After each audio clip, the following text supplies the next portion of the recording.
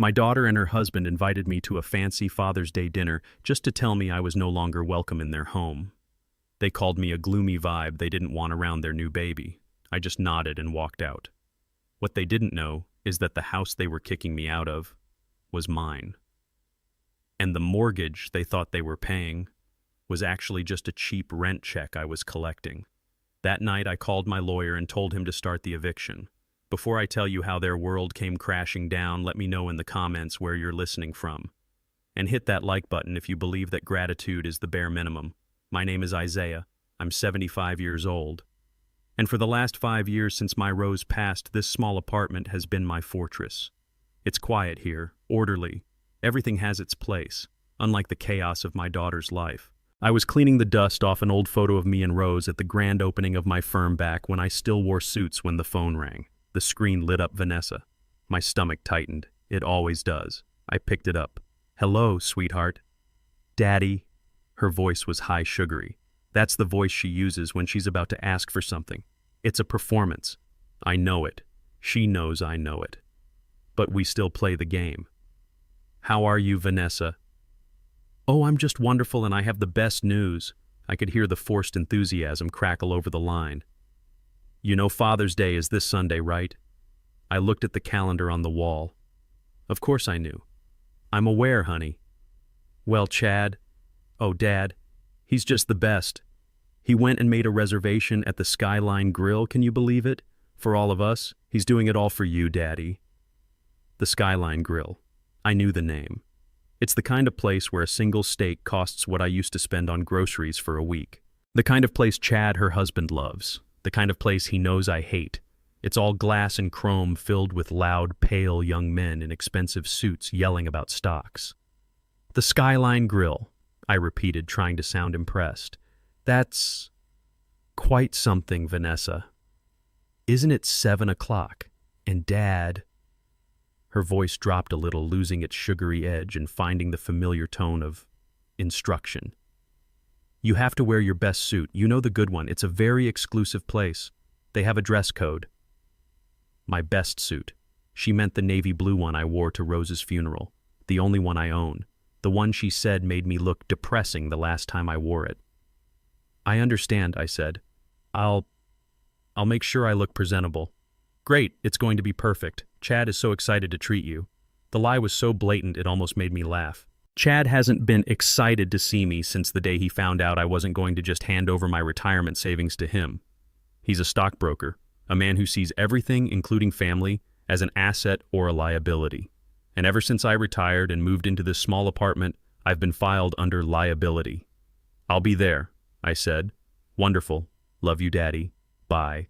Click. She hung up before I could say "I love you too." She always does. I stood there in the silence of my apartment, the phone heavy in my hand. Rose's face smiled at me from the picture frame.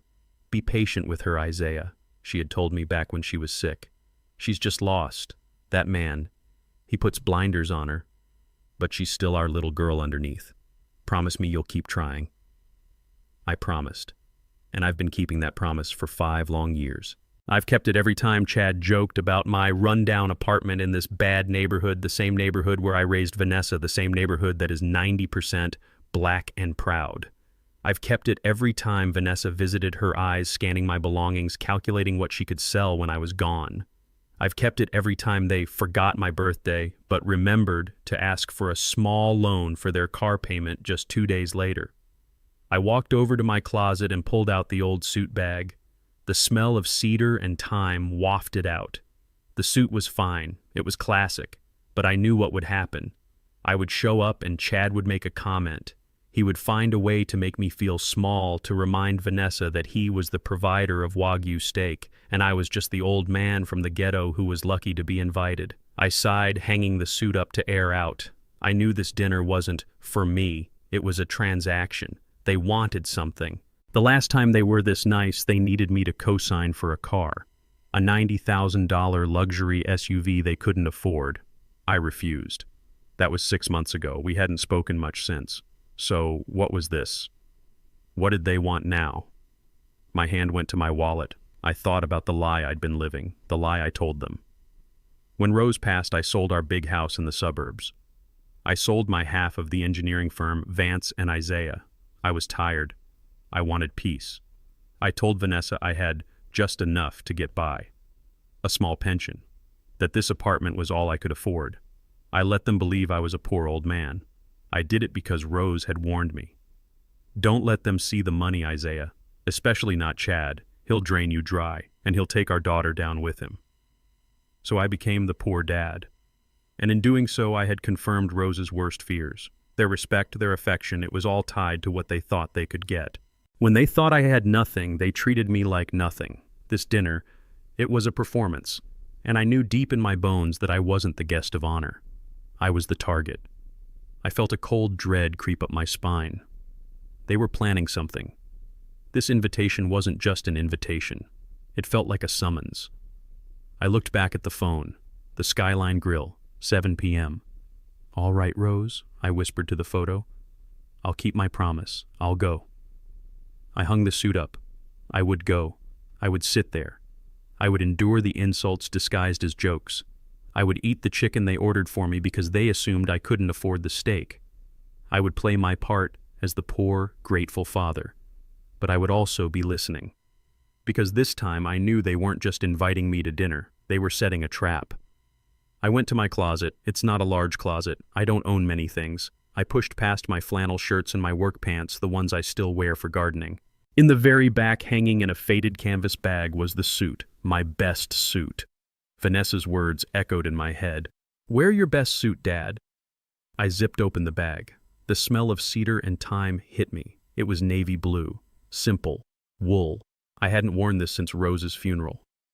My fingers traced the lapel. The stitching was perfect. Rose had insisted on it. This was the suit I wore 10 years ago when I accepted the Engineer of the Year award from the state. Vanessa was there. She was proud of me then, or at least she acted like it. I remembered Rose saving up for this suit in secret. We didn't have a lot of extra money, even though I was a partner at the firm by then. We were saving for Vanessa's college. But Rose, she was always so proud. "Isaiah," she'd said, her eyes shining as she fixed the tie, "my husband is the smartest man in that room. You need to look like it." She'd spent 3 weeks picking it out. Now her daughter, the girl we sacrificed for, was ashamed of it. Ashamed of me. It's not the flashy, tight-fitting junk Chad wears. It doesn't scream, "Look at my money." It's a suit for a man who built things, a man who earned his place. I put it on. The wool was heavy. Or maybe it was just the memories. I felt like I was putting on armor, preparing for a battle I never wanted to fight. I straightened the tie. I looked at myself in the mirror over the dresser. I saw an old man, 75 years old. The lines on my face told the story of 40 years of hard work, of raising a child, of losing a wife. They were honest lines. I grabbed my keys from the bowl by the door. The key fob is old, the plastic cracked and held together with a piece of black electrical tape. It's for my 2010 Buick, 15 years old. Rose always loved this car. "It's safe, Isaiah," she'd say. "It's solid. It feels like a real car, not a plastic toy." Chad calls it the boat. He drives a new silver Mercedes coupe. Least I'm sure. He doesn't believe in owning things. He believes in showing things. I walked out of my apartment. The hallway of the Overlook building, the name is a cruel joke. It overlooks a parking lot smelled like stale cooking and disinfectant. I built skyscrapers that touched the clouds, and this is where I live. By choice. I let them think this was all I had left. I let them think the pension was small. I let them think I was just another old man fading away. It was Rose's last wish. Don't let them see the money, Isaiah. Especially not him. He'll drain you dry, and he'll take our daughter down with him. So I became the poor dad. I got in the Buick. The engine turned over with a familiar, reassuring groan. It's reliable. It's honest. It's everything my son-in-law is not. I pulled out onto the street, heading downtown, heading towards the confrontation. The dread was a physical thing, sitting heavy in the passenger seat next to me. I pulled up to the Skyline Grill. The building was a spear of glass and steel, stabbing the clouds. It looked cold, impersonal, expensive. A line of shiny black and silver European cars was parked out front, gleaming under the bright lights like expensive jewelry. My 15-year-old Buick, with its faded paint and that one small dent on the fender, stuck out like a rusty nail. A young white kid in a ridiculous-looking red vest. The valet sauntered over. He didn't walk. He glided like the world was too easy for him. He looked at my car, then he looked at me. His eyes were blank dead. "Sir," he said. And that one word carried all the judgment in the world. "This is valet, parking only." His tone didn't ask a question. It made a statement. The statement was, "You don't belong here." I gripped the steering wheel. My knuckles turned white. "I am Isaiah Vance. I designed the foundations for the new city hall. I built bridges that people drive on every single day. And this child, this boy, is looking at me like I am dirt." I forced myself to unclench my fists. "I'm aware," I said, my voice quiet. "I have a reservation. For Chad. 7 o'clock. The kid sighed. A deep, put-upon sigh. It was the most work he'd done all night. "Fine," he snapped. He didn't offer to open my door. He just stood there impatiently waiting for me to get out of the way so the next shiny Mercedes could pull in. I opened my own door. The old hinge gave a slight squeak. I stepped out onto the polished stone. The valet snatched the key from my hand. He didn't even look at me. He just jumped in, revved the engine harder than necessary, and squealed the tires as he shoved the Buick into a back corner of the lot far away from the other cars. He treated my car like trash. He treated me like trash, and I hadn't even walked through the front door yet. I adjusted my tie, the navy blue suit, Rose's suit, my armor. I pushed open the heavy glass doors. The inside was just as cold as the outside. The music was not music. It was just a bass beat, thump, thump, thump. A hostess, a tall young woman who looked like she hadn't eaten a real meal in a decade, gave me the exact same look the valet did. Up. Down. Disappointment. "Can I help you, sir?" Her voice was thin. "I'm meeting my family," I said. "The party for Chad." "Ah," she said. Her eyes flickered with recognition. And something else. Pity, no. Contempt. As if she was in on the joke. "Right this way." She led me through the dining room. It was loud. Not with laughter, just loud. People shouting, trying to sound important. Everyone looked young, dressed in black, staring at their phones. And then I saw them. They were at the best table. The one in the corner surrounded by glass overlooking the entire city.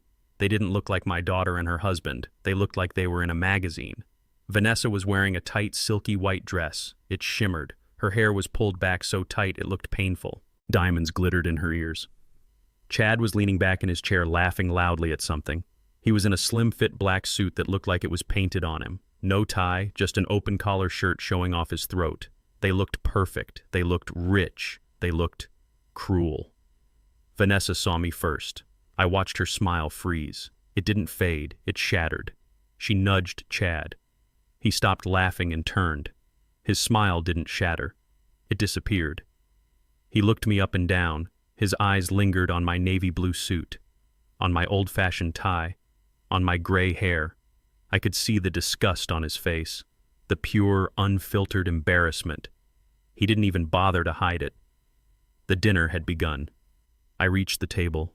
The music, that relentless thump, thump, thump, seemed to get quieter, or maybe the world just went silent. Vanessa stood up, but she didn't move toward me. She just stood by her chair. "Dad, you made it." Her voice was tight. She was embarrassed. I could see it. Ashamed of my old suit, my old face. Chad didn't stand up. He just leaned back in his chair, a glass of dark liquor in his hand, and looked me up and down. His eyes moved slowly. From my worn but polished shoes up the crease in my navy blue suit pants over the jacket that Rose loved so much, and finally resting on my face. A slow, insolent smile spread across his lips. It was a predator's smile. "Isaiah," he said. His voice was smooth, confident. "Good to see you. Still rocking the old suit, huh?" He took a sip of his drink, his eyes never leaving mine.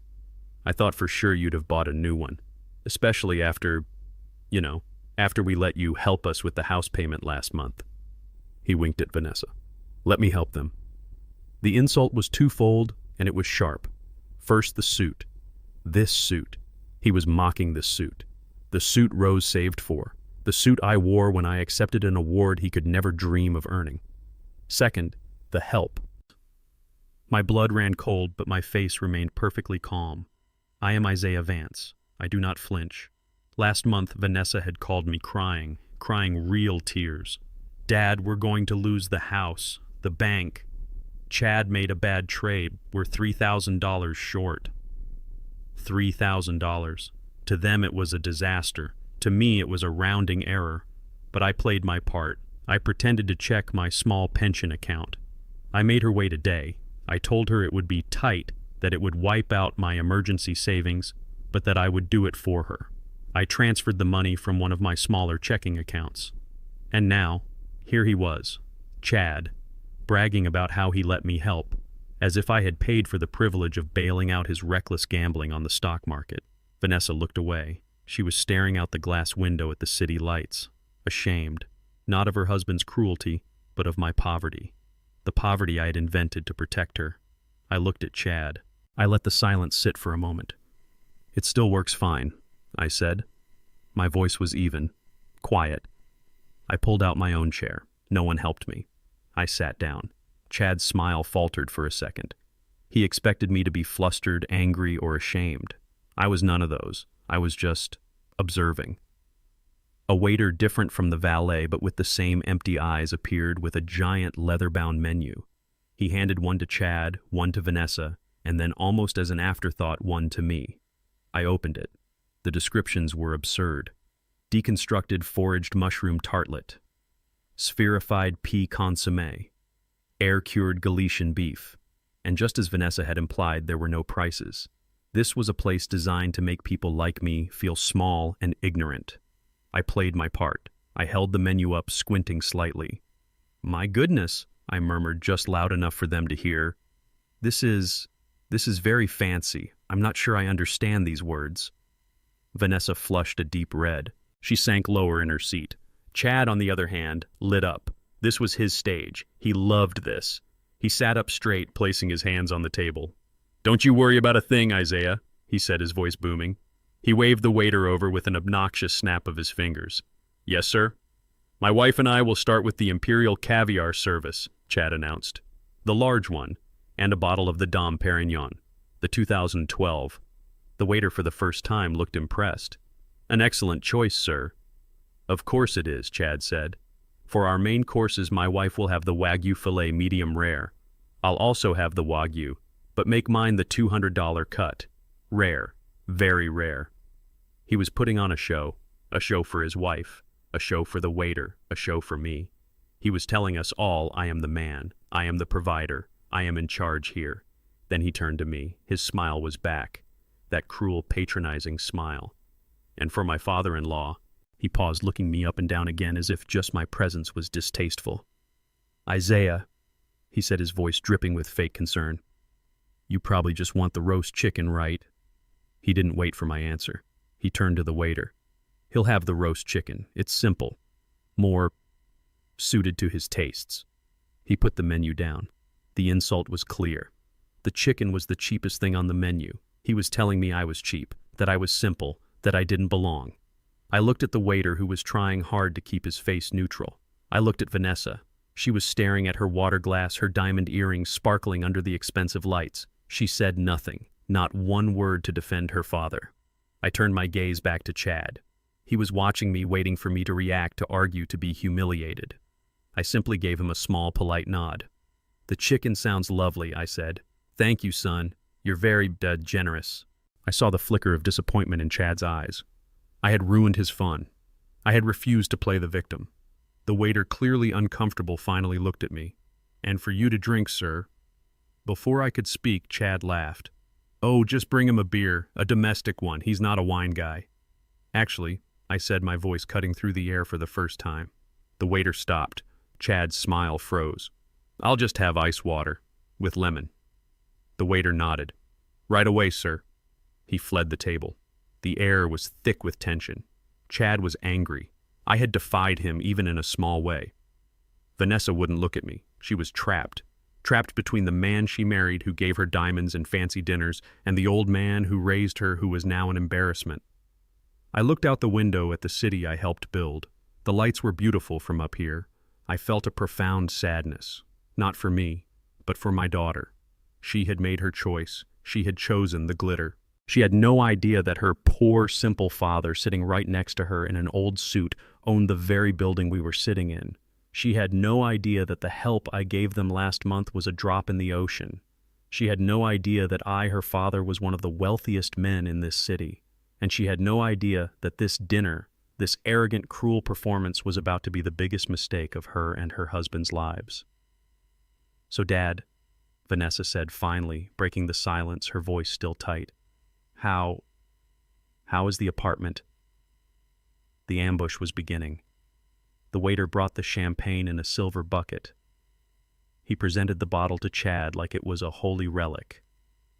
"The 2012, sir," the waiter murmured. "Of course," Chad said, waving a hand dismissively as if he drank this every day. He probably did. On my dime, though, he didn't know it. The pop of the cork was loud in the suddenly quiet room. Or maybe it just seemed loud to me.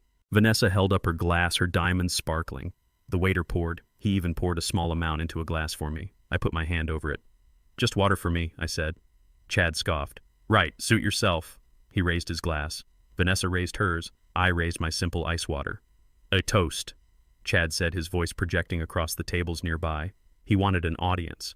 "To family and to Father's Day."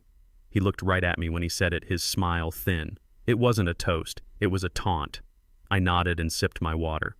"And on this very special day," he continued, placing his glass down and grabbing Vanessa's hand, "we have an announcement." Vanessa, on cue, put her other hand over his. She looked at him with that fake, adoring gaze she'd perfected. She was a good actress. I'll give her that. "We are pregnant." The words hit me, and for a split second the armor cracked. My armor. The poor, simple dad I was pretending to be vanished. All I heard was baby. A grandchild. A baby. My voice came out choked. It was real. The first real emotion I'd shown all night. "Vanessa, sweetheart, that's wonderful." My eyes welled up. I couldn't stop them. I thought of Rose. My God, how she had wanted this. I remembered the small, yellow, hand-knitted blanket she made maybe 10 years ago. "Just in case, Isaiah," she'd whispered, folding it carefully and putting it in the cedar chest. Just in case she ever smartens up. The blanket was in a box in my closet, waiting. "A grandchild," I said, my voice thick. I looked at Vanessa, trying to find my daughter inside the expensive dress. I'll start working on the cradle. I still have that beautiful piece of oak that I saved from the old—" "Hold on, Isaiah." Chad's voice cut through the moment like a shard of glass. He had his hand raised, palm out, stopping me. The warmth in the air evaporated. The blood in my veins turned to ice. I looked at him. He was smiling, but his eyes were hard. "That's very sweet," he said. The way he said the word made it sound like an insult. "You, making a cradle. How rustic." Vanessa pulled her hand away from his. She looked down at the table. She was embarrassed again. "But that," Chad continued, leaning forward as if he was about to close a deal, "that is exactly what we need to talk about. The space." I said nothing. I just waited. I knew this was it. This was the reason for the $200 steak. This was the reason for the champagne. The pregnancy wasn't the news, it was the leverage. He took a sip. "Now that the baby is on the way," he said, "and it's probably going to be a boy, we've decided. We've decided. Not we'd like to ask, not we were thinking. We've decided. We need to renovate the house." My heart didn't sink. It just stopped. The house. He wasn't talking about some small condo they might be renting. He was talking about my house. The beautiful 6-bedroom home in the suburbs. The one with the big yard. The one I bought with cash from my firm's first big bonus 20 years ago. The one I put in Rose's name and that she, in her infinite wisdom, put into the Roses Shield LLC before she died.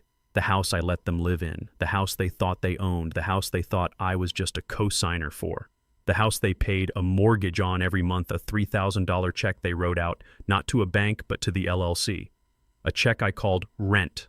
A check that was a fraction of what the place was actually worth. That house. My face remained blank. I hoped. I gripped the napkin in my lap. "Renovate?" I asked. My voice was quiet again. The poor dad was back in place. "Exactly," Chad said. His eyes were gleaming now. He was moving in for the kill. He thought he had me. The baby was the justification. The renovation was the weapon. This is the real announcement, Isaiah. He was enjoying this. He was enjoying sticking the knife in. This dinner, he gestured around the room, it's a celebration. For us. For our new life. He looked at Vanessa, who was still staring at her plate. And, as a sort of farewell to the old way of doing things. I didn't understand. A farewell, what do you mean, Chad? He sighed as if explaining something simple to a very stupid child. We need to make room for the baby Isaiah. And, well, you understand. He smiled. And in that smile I saw the true bottomless pit of his greed. That house, he said, is ours. And we need you to get your things out. Chad continued. He was on a roll. He was the king of this glass castle, and he was making his royal proclamations. So, he said, the nursery. We've been looking at designs, all white, very clean, very modern, which means that old office of yours on the second floor, the one at the end of the hall. I felt a coldness spread from my chest outwards. The yellow room, I said, my voice barely a whisper. Yeah, whatever you call it, Chad said, waving his hand dismissively. The one you keep locked. It's got the best afternoon light. It's going to be perfect for the nursery. So you're going to need to come by sometime next week and clear out all that stuff. Stuff. He called it stuff. You know, he continued, the boxes, the old model trains, whatever else you've got stored in there, we need it empty by the 1st of the month. The designers are starting. My hand was gripping the water glass so tightly I was afraid it would shatter. Model trains. I had one box of my father's old trains, but that's not what the room was. But, Chad, I said, trying to keep my voice even, that's Rose's room. He scoffed, a short, ugly sound. Isaiah, it's a room, it's not a shrine. We're talking about a baby here, a new life. You've got to be practical. I turned my gaze to my daughter, my last hope. Vanessa, I pleaded. Sweetheart, you know what's in that room. Your mother's things, her letters, her sewing machine, the quilt she was making for... Dad, stop it. Vanessa's voice snapped like a whip. It was so cold, so sharp. It cut right through me. The entire table, the entire restaurant seemed to fall silent. Just stop, she said, her voice low and furious. Her eyes, which I always thought were soft like her mother's, were now hard as ice. You don't even live there, she hissed. You live in that tiny, depressing apartment across town. You haven't slept in that house in 5 years. But it's nothing, she cut me off. Rose is gone, Dad. She has been gone for 5 years. You need to get over it. You can't keep holding on to all this junk. Junk. She called her mother's memories junk. My mind flashed to what was in that room, the yellow wallpaper we'd hung ourselves laughing as we got glue everywhere, her old, worn armchair where she'd sit and read the afternoon sun hitting her face, her box of jazz records, her unfinished quilt still on the frame, the needle still resting in the fabric where she'd left it. All of it. Junk. Vanessa took a deep, shaky breath, her anger making her nostrils flare. It's not your house anymore, Dad. It's not her shrine. This is our house now, mine and Chad's, and our baby needs that room. There it was, our house. The lie I had constructed to protect her had become her truth. She had taken it. She didn't just believe she lived there, she believed she owned it.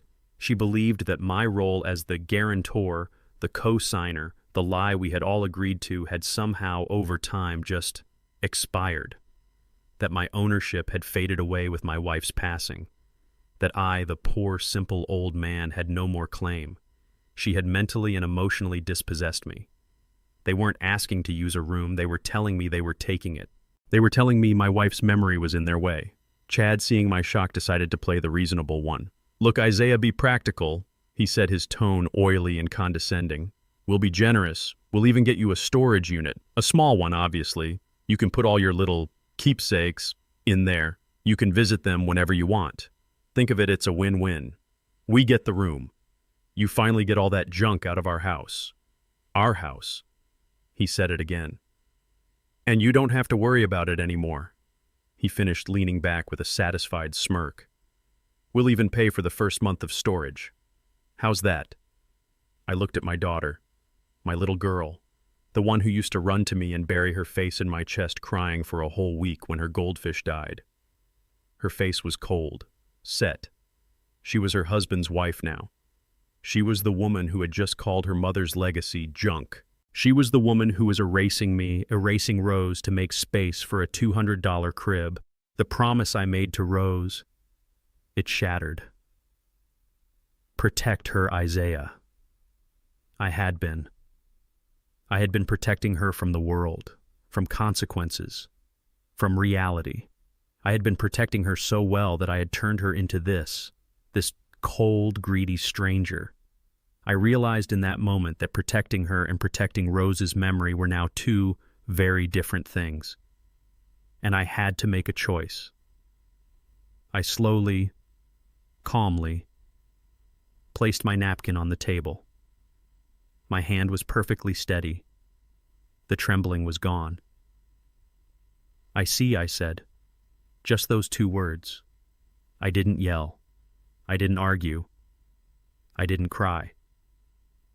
But inside my mind, the steel foundations I had spent a lifetime building were locking into place. The plans were being drawn. The eviction notices were being signed. This wasn't a dinner. It was a declaration of war, and they had just lost. Chad saw my silence. He mistook it for defeat. He leaned back, picking up his champagne glass again, swirling the last of the expensive bubbles. He was victorious. He had won. He had secured the nursery, gotten rid of his wife's annoying poor father, and established his dominance all in one smooth move. He smiled that oily smile. "So it's settled then," he said, taking a sip. "You get your junk out by the 1st. And honestly, Isaiah..." He put the glass down. He leaned forward again, his voice dropping into a tone of fake, confidential sincerity, the kind of tone a snake uses right before it strikes. "Honestly, we think it's probably best if you don't come over much anymore." I just looked at him. I didn't speak. I let him continue. "You know," he said, gesturing vaguely, "with the baby on the way, we're starting a new life, a fresh start. And, well, no offense, but you're kind of a gloomy vibe, man." A gloomy vibe. Me, the man who raised his wife. The man who, unbeknownst to him, was paying for the very champagne he was drinking. "We need positivity," Chad continued, warming to his subject. "We're building an empire. We need to be around people who are like us, successful, ambitious, winners." He gestured between himself and Vanessa. "We just don't think your situation fits with the new environment we're trying to build for our child." He was telling me I was a loser, that my poverty, my old suit, my quiet life, it was contagious. A disease he didn't want his precious unborn child to catch. I turned my head. I looked at my daughter, Vanessa. It was the only word I said. It was a question. It was a plea. It was the last chance for my daughter, the little girl I taught to ride a bike, to be the person I raised her to be. Say something. Stop him. Tell him he's wrong. Tell him I'm your father. Vanessa finally looked up. Her eyes met mine. They were empty. Cold. There was no struggle. No shame. Oh, just annoyance. I was a problem. A loose end. "Chad is right, Dad," she said. Her voice was flat. It's just not working anymore. You don't fit in. This dinner, this is the last time. You're not welcome at the house anymore." That was it. The sound in the restaurant seemed to fade away. The thump, thump, thump of the music, the clinking of glasses, the loud, false laughter. It all just stopped. I could only hear the blood rushing in my ears. Kicked out. By my own daughter. From a house I owned. At a dinner I was paying for. On Father's Day. The cruelty was so perfect, so complete, it was almost admirable. They hadn't missed a single beat. I felt nothing. The pain I expected, the rage, the betrayal, it was all gone. It had been replaced by a cold, hard clarity, like the moment after a lightning strike when the air is sharp and clean. I saw them for exactly what they were, not my family, just obstacles. "I understand." My voice was calm. It was so calm it surprised me. I slowly, deliberately picked up the linen napkin from my lap. I folded it. Once, twice. I placed it neatly on the table next to my uneaten chicken. Chad was smirking victorious. Vanessa was already looking at her phone, probably texting her friends about the good news. I stood up. My chair didn't scrape the floor. The movement was silent fluid. I reached into the pocket of my old wool suit.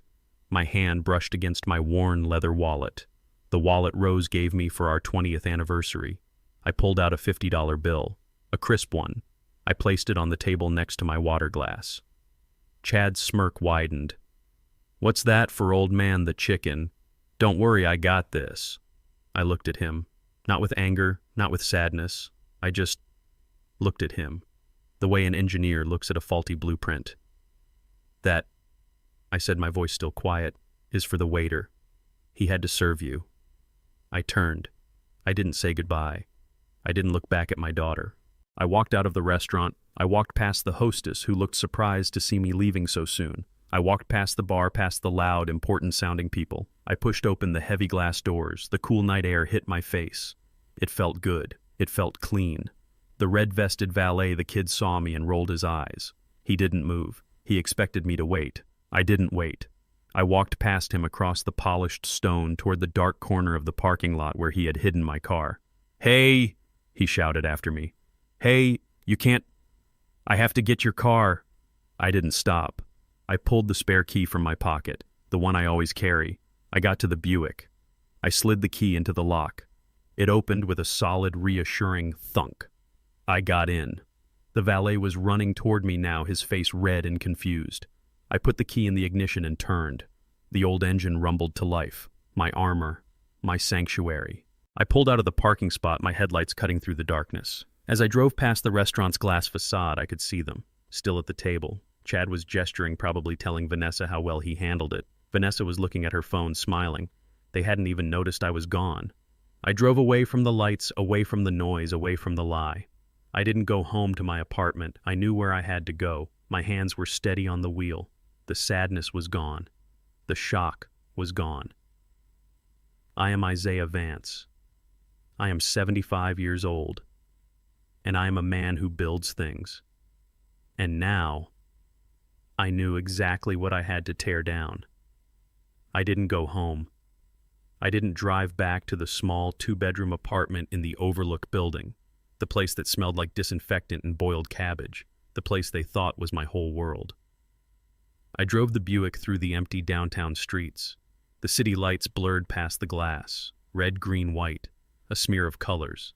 My hands were steady on the wheel. I wasn't shaking. I wasn't crying. The rage I expected to feel, the white-hot anger, it wasn't there. The profound sadness, the heartbreak, that wasn't there either. It had all burned away in that last cold look from my daughter. All that was left was quiet. A cold, clean quiet. Like the air after a blizzard. I drove past the turn for my apartment. I kept driving. I drove for another 10 minutes into the financial district. The buildings here were different. They were made of steel and dark glass. They were monuments to power. I pulled into the private underground garage of the Vance and Isaiah Engineering Building. My building. The night guard. A young man looked up from his desk, startled as my old Buick rumbled in. He didn't recognize me. He saw an old black man in an old car, and his hand moved toward his radio. I just stared at him. Then from the shadows another figure moved. It was old Joseph.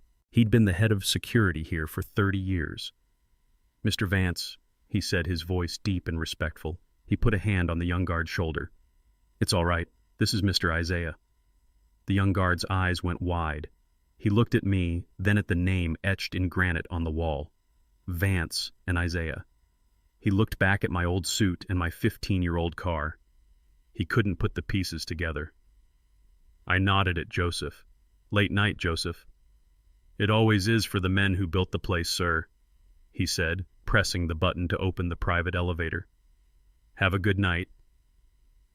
The elevator doors closed, and the brass and leather box carried me up, past the floors of cubicles, past the junior partner offices, past the architectural design studios, all the way to the 40th floor, the penthouse, my office.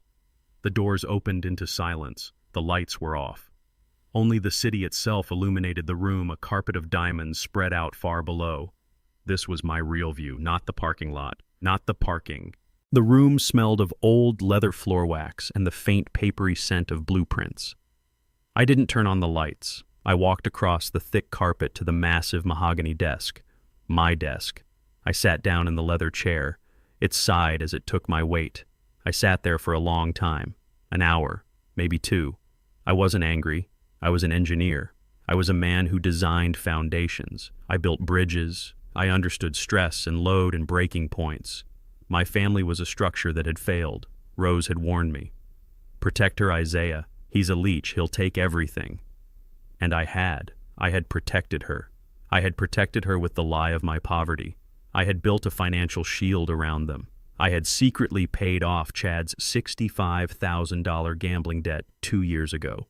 I had secretly paid the $42,000 in credit card charges Vanessa had hidden from him. I had created the LLC that bought their $1.5 million house, and I let them live in it for a mortgage payment of $3,000 a month, a payment that went right back into a trust fund for their own child. I had subsidized their entire glittering, fake, expensive life, and in return they called me a gloomy vibe. They told me I wasn't welcome. They wanted to throw my wife's memories into a storage unit to make room for a baby. My son-in-law had mocked my suit. My daughter had watched him do it. The structure was rotten. The foundation was compromised. You don't patch a rotten foundation. You tear it down. You build something new. I looked at the phone on my desk. An old, heavy black rotary phone. It wasn't connected to the modern system. It was a private line. Only one other person had the number. My fingers, rough from 50 years of work, felt for the holes. I dialed the number from memory. It rang once, twice. A gravelly voice answered, thick with sleep. "Yeah." "Terrence." My voice was quiet, but it filled the dark room. There was a pause. I heard a muffled sound, the rustle of sheets, then the click of a bedside lamp. "Isaiah." The sleep was gone from his voice, instantly, replaced by the sharp, focused energy of a 70-year-old lion. "It's late, brother. What's wrong?" I looked out the window. A plane, a tiny red light, was blinking its way across the sky. "They made their move, Terrence." Another pause. Longer this time. I heard him sit up in bed. I heard the faint clink of a glass. "Tell me," he said. "Father's Day dinner at the Skyline Grill." "That glass box," Terrence grunted. "Trash. They told me I'm not welcome in the house anymore. They told me I'm a gloomy vibe and they need the room, Rose's room, for the baby." Silence. Then I heard Terrence take a long, slow breath. When he spoke, his voice was no longer that of a sleepy old man. It was Terrence Vance, the sharpest corporate lawyer in the state, my partner, my friend, my brother. "Isaiah," he said. His voice was cold, colder than the glass in my window. "Did they, or did they not, use the word kicked out? Vanessa said, 'You're not welcome at the house anymore. This dinner is the last time.'" "That's good," Terrence said. "That's very clear. No ambiguity. We can work with that. They're renovating Rose's room, Terrence. They called her things junk." I heard a pen scratch paper. "Junk. Got it. That's a violation of the trust's preservation clause right there." "They think they own the house," I said. "They think I'm just a poor old man on a pension. They think I'm a burden." "Good," Terrence said. Let them. Let them think that for one more night. Let them go to sleep happy, victorious in their perfect, expensive house." "What's the plan, T?" "The plan is Rose's shield. The plan we wrote 5 years ago. The plan you've been too damn soft-hearted to activate." "I'm not soft-hearted anymore, Terrence." "I know," he said. I can hear it.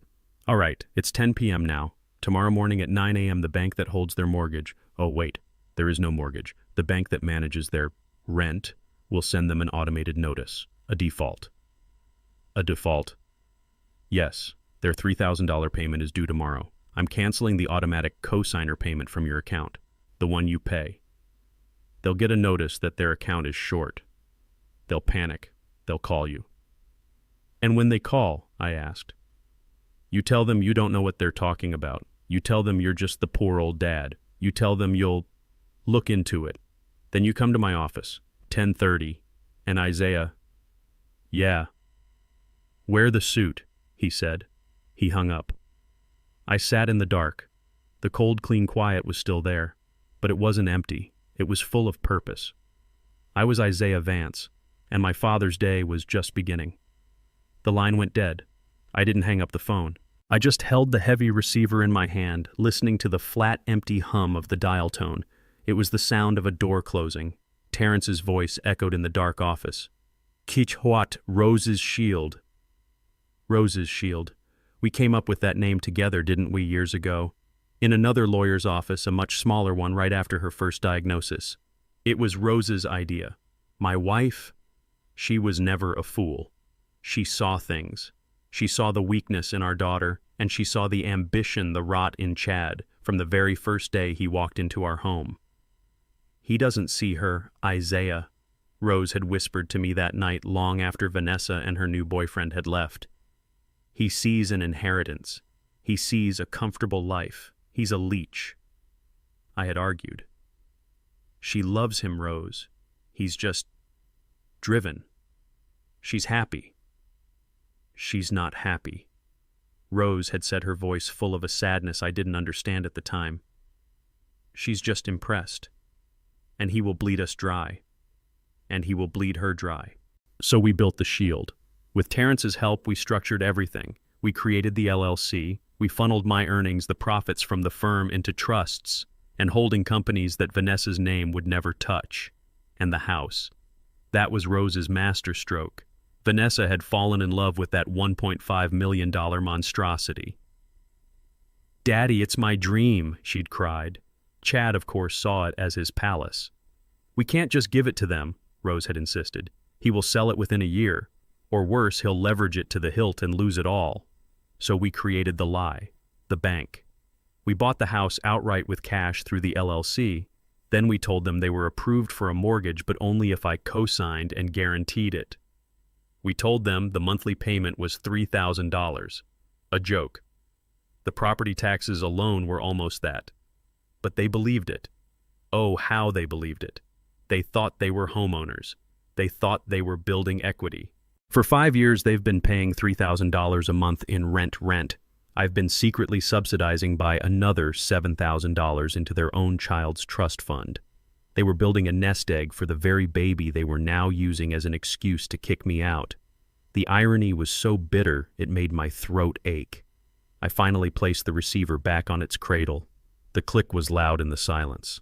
I stood up and walked to the wall of windows. 40 floors down the city was a web of light. My city. I looked at the reflection in the glass, the old man in the funeral suit, the gloomy vibe. I looked past my reflection at the Skyline Grill building just a few blocks away. I could see the lights on its rooftop restaurant. They were still there, laughing, celebrating, toasting their victory, toasting the successful eviction of the old fool who was in their way. I'll be at your office in the morning, Terrence, I said, though he was no longer on the line. I walked over to the mahogany credenza. On it, in a simple, heavy silver frame, was the last photo I had of me and Rose. It was at our 45th anniversary. She was frail, but her smile was bright as the sun. I picked it up. The metal was cold. I traced the line of her cheek with my thumb. I tried, Rosie, I whispered to the glass. God knows I tried. I had kept my promise. I had tried to connect. I had endured the disrespect. I had funded their lives. I had let them treat me like a poor relation, a burden, a fool, all in the hope that my daughter, our daughter, would one day wake up. But tonight she hadn't just stayed asleep. She had joined the monster in the dark. She called your memory junk, Rose. She and that man are going to turn your room, your sanctuary, into a nursery. They're going to throw out your letters, your quilt. They told me I wasn't welcome. I set the photo down. My hand was steady. The sadness was gone, replaced by a cold, hard resolve. I tried to protect her from him, I said to the empty room. Now I have to protect your memory from them. I made my promise to Rose. Promise me you'll keep trying. And I had. But she had made me another promise, too. On one of her last days, her hand gripping mine, her voice a paper-thin whisper. But Isaiah, if they ever... If they ever try to erase me, if they ever treat our life, our home, with that kind of disrespect, then you stop trying. You stop protecting her. You activate the shield. You promise me that. I had promised her that too. They crossed the line, Rose, I whispered. They're trying to erase you. I turned off the small desk lamp, the only light I had on. The room plunged back into darkness, lit only by the city. I walked out of my office. I didn't look back. I rode the silent elevator down to the garage. Joseph was waiting by the door, holding his cap. "Everything all right, Mr. Vance?" I nodded. "Everything is being taken care of, Joseph. Thank you." I got into my old reliable Buick. The engine rumbled to life. I drove home. Back to my small apartment. Back to the place they thought was my prison. But I knew it was my fortress. I knew that in the morning, Terrence would make one phone call, and the first domino would fall. The bank would send the default notice. Their perfect, glittering world built on my money, and their arrogance was about to come crashing down. And I, the gloomy vibe, the poor old dad, would be the one holding the demolition papers. I went to sleep that night, and for the first time in 5 years, I didn't dream of my wife. I dreamed of foundations, and I dreamed of steel. My mind was stuck. My engineer's brain, the brain that built bridges, was trying to calculate a sum that didn't add up. "He can't, Terrence," I said. My voice sounded weak, the voice of the old man they saw. "He doesn't have the papers. He has no title. He has no authority. How could he offer collateral he doesn't own?" Terrence didn't smile. His face was granite. He looked like a judge about to pass sentence. "That's the part you're missing, Isaiah. He didn't have the papers, so he made them." I just stared at him. "Made them?" Terrence tapped the thick folder. "He forged them. He had a document created." He paused, letting the weight of his next words land. "He forged my signature." I stopped breathing. "He walked into that loan shark's office," Terrence said, his voice a low, cold monotone, "with a forged signature of Terrence Vance, trustee of the Roses Shield LLC, authorizing a lien against the property." My blood went from cold to ice. This wasn't just greed. This wasn't just arrogance or disrespect. This was a crime, a hard-line, go-to-prison federal crime. My son-in-law, the man living in my house, the man my daughter loved, was a common forger, a criminal. But it didn't work," I stammered, grabbing onto the one piece of good news. "You said they rejected him." "Of course they rejected him." Terrence snapped, his anger finally showing. "These loan sharks are scum, Isaiah, but they aren't stupid. They run the title. They saw Roses Shield LLC. They saw my name, and they saw the forgery for what it was, a bad, desperate amateur attempt." Terrence stood up. He was too angry to sit. He began to pace in front of the giant glass window, a lion in a $1,000 suit. "He thought the LLC was just a legal nuisance, Isaiah," Terrence spat. "A piece of paper. He thought he could just scribble my name and walk away with $250,000. He stopped pacing and turned to me. "He doesn't know who we are." I just looked at him. "He doesn't know who I am," Terrence said, jabbing a finger at his own chest. "He thinks I'm just your old tired golf buddy. He doesn't know I've spent 40 years of my life tearing apart frauds just like him in federal court." He then pointed that same finger at me. "And he doesn't know who you are." The words hung in the air. "He sees the old suit, Isaiah. He sees the cheap apartment. He sees the 15-year-old Buick. He sees the gloomy vibe. He doesn't see Isaiah Vance, the man who built half this city, the man who designed the structural integrity of the very building we are standing in right now." I looked down at my hands, hands that had signed blueprints worth hundreds of millions, hands that had worked 18-hour days for decades, hands that Chad thought were only good for what, making a rustic cradle. "He thought we were just two old black men," I said, my voice quiet. "He thought we were weak. He thought we were finished." "Exactly," Terrence said. "He thought we were a nuisance. He thought he could just kick you out of your house, forge my name, and get away with it." He walked back to the desk, but he didn't sit. He picked up the folder. He had no idea what Rose's Shield really was. I looked at the folder. Rose, my wife, she was never a fool. She saw things. She saw the weakness in our daughter, and she saw the ambition, the rot in Chad from the very first day. She knew. I said, my voice quiet. She knew from the beginning. She came in here, Terrence said, his voice distant. She sat in that exact chair you're sitting in now, 6 years ago, just 3 months after Vanessa brought that boy home. I remembered. She said he was a black hole, I murmured. She said, he doesn't see her, Isaiah. He sees an inheritance. He is going to swallow our daughter whole. Rose's words. I hadn't heard them in years, but they hit me like it was yesterday. She said to me, protect our daughter Isaiah. Protect her from herself and from that man. So we built the shield. Vanessa had found that house, the one. $5 million monstrosity with the tacky columns and the yard too big to maintain. Daddy, it's my dream, she'd cried. I had almost just given it to her, but Rose stopped me. She said, Isaiah, if we co-sign, he will leverage it. He will bleed the equity dry, and when he's done, he'll let the bank take it. She'll be homeless by 40. So we had the meeting, Terrence said. Rose was in a wheelchair by then, but her mind was a steel trap. She laid it all out. We will not co-sign. And then she looked at me. I said the memory sharp and clear. And she said, I want to form an LLC. I want to buy the house outright, with Isaiah's money, in a way that he can never touch it. Not now, not ever. We used your private holdings, Terrence confirmed. The accounts Vanessa never knew about. We used the LLC to buy the house. $1.5 million. Cash. The title is clean. It belongs to the corporation. And we told them the bank had only approved the mortgage because I co-signed, I said. And that Terrence added, as your lawyer would be managing the mortgage payments as the guarantor. They bought it. They thought they were homeowners. They never questioned it. Terrence walked back to the desk and sat down. But that's not even the funniest part of the joke, Isaiah. Funniest part? I asked. Terrence was actually smiling now, a cold, grim predator's grin. The forgery. The $250,000. The loan shark. He was trying to get a loan. He paused, savoring every word. On a house that doesn't have a loan. I just looked at him. What? He doesn't know, Isaiah, Terrence said. He never knew. She never knew. That house, it was paid off 10 years ago. My phone was still buzzing on the desk, a frantic, desperate vibration. Vanessa, then Chad, then Vanessa again. I didn't look at it. My eyes were on the documents spread across Terrence's polished desk, the original articles of incorporation for Rose's Shield LLC. She knew, I said. My voice was quiet.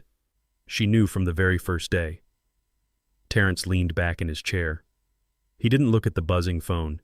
He just nodded, his face a mask of old memories. She came in here, he said, his voice a low rumble. Sat right where you're sitting now, 6 years ago. Just 3 months after Vanessa brought that boy home for the first time. I remembered. I didn't want to. But the memory was sharp, sterile, like the smell of the hospital room. Rose was frail. The cancer was eating her from the inside out, but her mind was a steel trap. Vanessa had just left the room, gushing about the new man in her life, Chad. How he was a top broker, how he was so ambitious, how he had big plans for them. The moment the door clicked shut, Rose's face changed. The weak, tired smile she gave her daughter vanished. She looked at me. He's a leech, Isaiah. Rose don't, I'd said. She's in love. He makes her happy. No, Rose snapped, and I saw a flash of the woman I married, the woman who could command a room of engineers twice her size. He doesn't make her happy. He makes her impressed. There's a difference. He has nothing, Isaiah. I looked him up. He's got $20,000 in credit card debt and a leased car. He can smell our money, even the money we've hidden. She coughed a dry, painful sound that tore at my heart. She gripped my hand. Her fingers were bony, but her grip was strong. He will swallow our daughter whole, Isaiah. He will bleed us dry, and when there's nothing left, he'll leave. She looked past me at Terrence, who was standing by the window, pretending to look at the view, giving us our space. Terrence, she called out. Her voice was weak, but it was a command. He turned. Yes, Rose. I need you to do something. For me, for Isaiah. and for the fool of a daughter I raised. She looked at me. Promise me, Isaiah, protect our daughter, not just from him. Protect her from herself. She's weak for that glitter, Isaiah. She always has been. You know it. I knew it. I'd always known it. She was my little girl, but she always wanted the shiniest toy. And Chad was the shiniest toy she'd ever found. I nodded. I promise Rose. That's when Vanessa found the house, the $1.5 million monstrosity with the tacky white columns and the yard too big to maintain. Daddy, it's my dream, she'd cried, hanging on Chad's arm. We can afford it. Chad says we can get a mortgage, if you'll just co-sign. I had almost said yes. I was tired. Rose was sick. I just wanted Vanessa to be happy. But Rose saw the trap. She called me that night, Terrence said, pulling me back to the present. Her voice was paper-thin, but her words were steel. She said, Terrence, if Isaiah co-signs, that man will leverage the house within a year. He will bleed the equity dry to fund his lifestyle, and when the market turns, the bank will take it. Vanessa will be homeless by 40. I looked down at the LLC documents. So we had the meeting, I said. All three of us, right here. Rose was in the wheelchair by then. But her mind was a steel trap, Terrence finished. She laid it all out. We will not co-sign, she told you. And then, I said, a faint smile touching my lips for the first time. She looked at you, T. Terrence chuckled, a dry, harsh sound. She did. She looked at me and said, Terrence, I want to form an LLC. I want to buy the house outright, with Isaiah's money, but in a way that he can never touch it. Not now, not ever. So we set up the LLC, I said, tapping the paper. Rose's Shield. We used my private holdings. The accounts from the firm that Vanessa never knew about. The money I'd saved for 60 years, the money I earned building this city. I looked Terrence in the eye. We used that LLC to buy the $1.5 million house she wanted. Cash. The title is clean. It belongs to the corporation. And the corporation, Terrence added, is managed by me, and the sole beneficiary upon your death is not Vanessa. It's the Vanessa's Child Trust, the one we control. Rose had thought of everything. She was protecting her grandchild before he was even conceived. My phone buzzed again. I ignored it. And we told them, Terrence said, his voice laced with the old, satisfied tone of a lawyer who's just set the perfect trap, that the bank was hesitant about their credit, but that we had convinced them to approve the mortgage. If I, as your lawyer, personally managed the payments, we told them I was the guarantor for the loan. A lie. A beautiful, complicated, protective lie. They bought it, I said, shaking my head. They actually believed a bank would give a $1.5 million loan to a man with Chad's history and Vanessa's job at the boutique. They believed it, Terrence scoffed, because they are arrogant. They believe they deserve it. They never questioned it. They just paid. My phone buzzed again.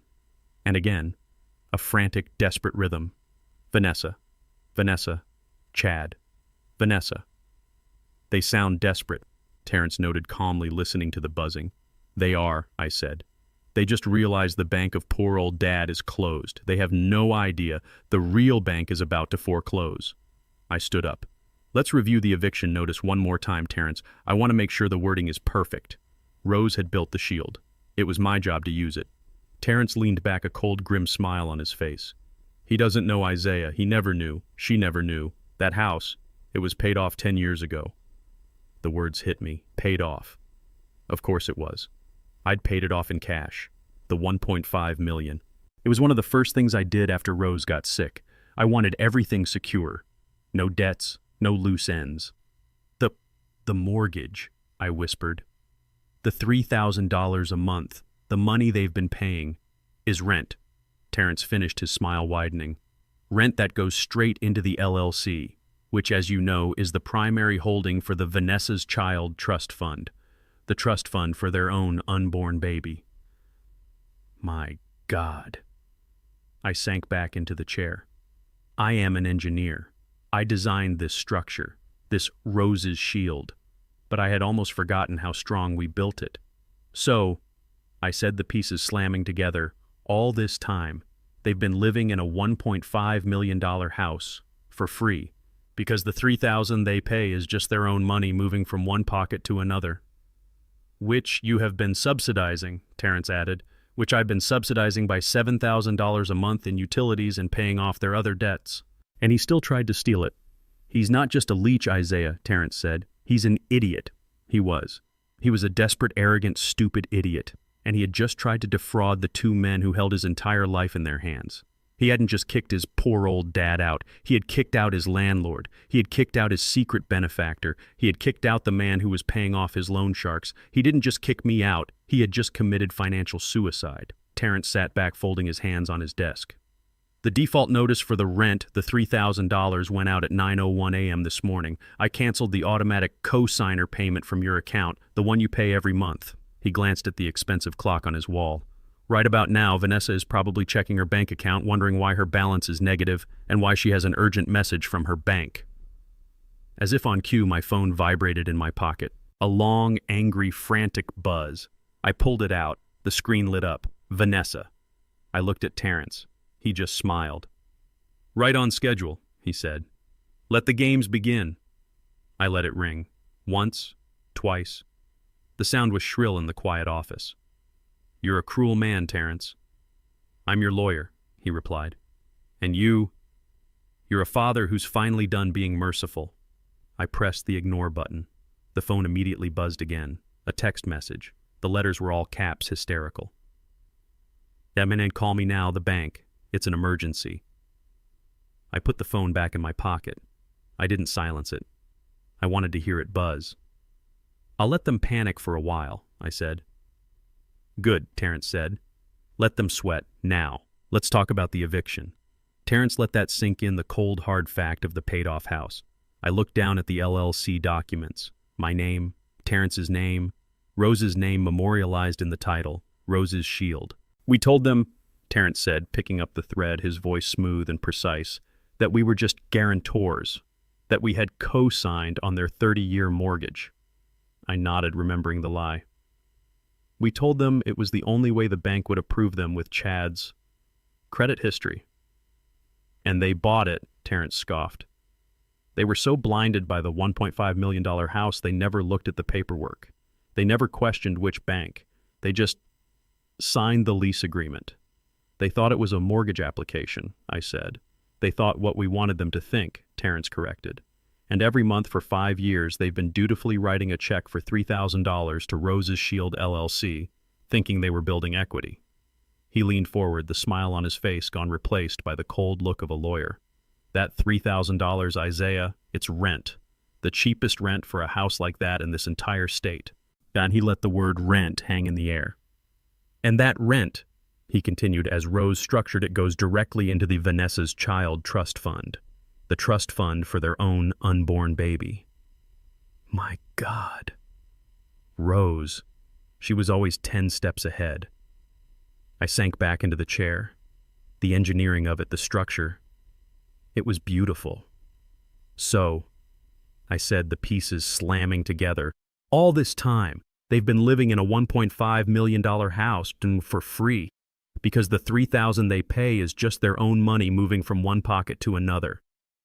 Which you have been subsidizing, Terrence added. I looked at him confused. What do you mean? The utilities, Isaiah, the property tax, the gardener, the pool service. Who do you think has been paying those bills for the last 5 years? They certainly haven't. He slid another file across the desk. It was full of receipts, utility bills, tax statements, all paid, all from a secondary account I'd set up with Terrence. The real carrying cost for that house, Terrence said, is just over $10,000 a month. They pay $3,000. You, my poor retired friend, have been secretly subsidizing their luxury lifestyle to the tune of $7,000 a month, every month, for 5 years. The room tilted. $420,000. That's what I'd spent. On top of the house. On top of the $150,000 I'd given them to start Chad's business. On top of the $42,000 in credit card debt I'd erased for Vanessa. I've been a fool, T, I whispered. No, Terrence said.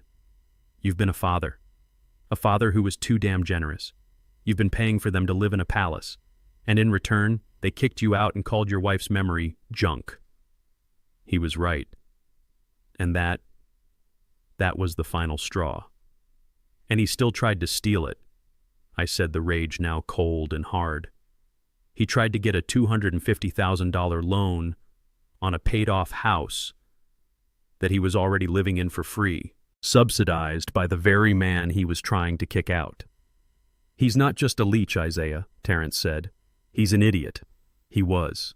He was a desperate, arrogant, stupid idiot. And he had just tried to defraud the two men who held his entire life in their hands. He hadn't just kicked his poor old dad out. He had kicked out his landlord. He had kicked out his secret benefactor. He had kicked out the man who was paying off his loan sharks. He didn't just kick me out. He had just committed financial suicide. Terrence sat back, folding his hands on his desk. The default notice for the rent, the $3,000, went out at 9:01 a.m. this morning.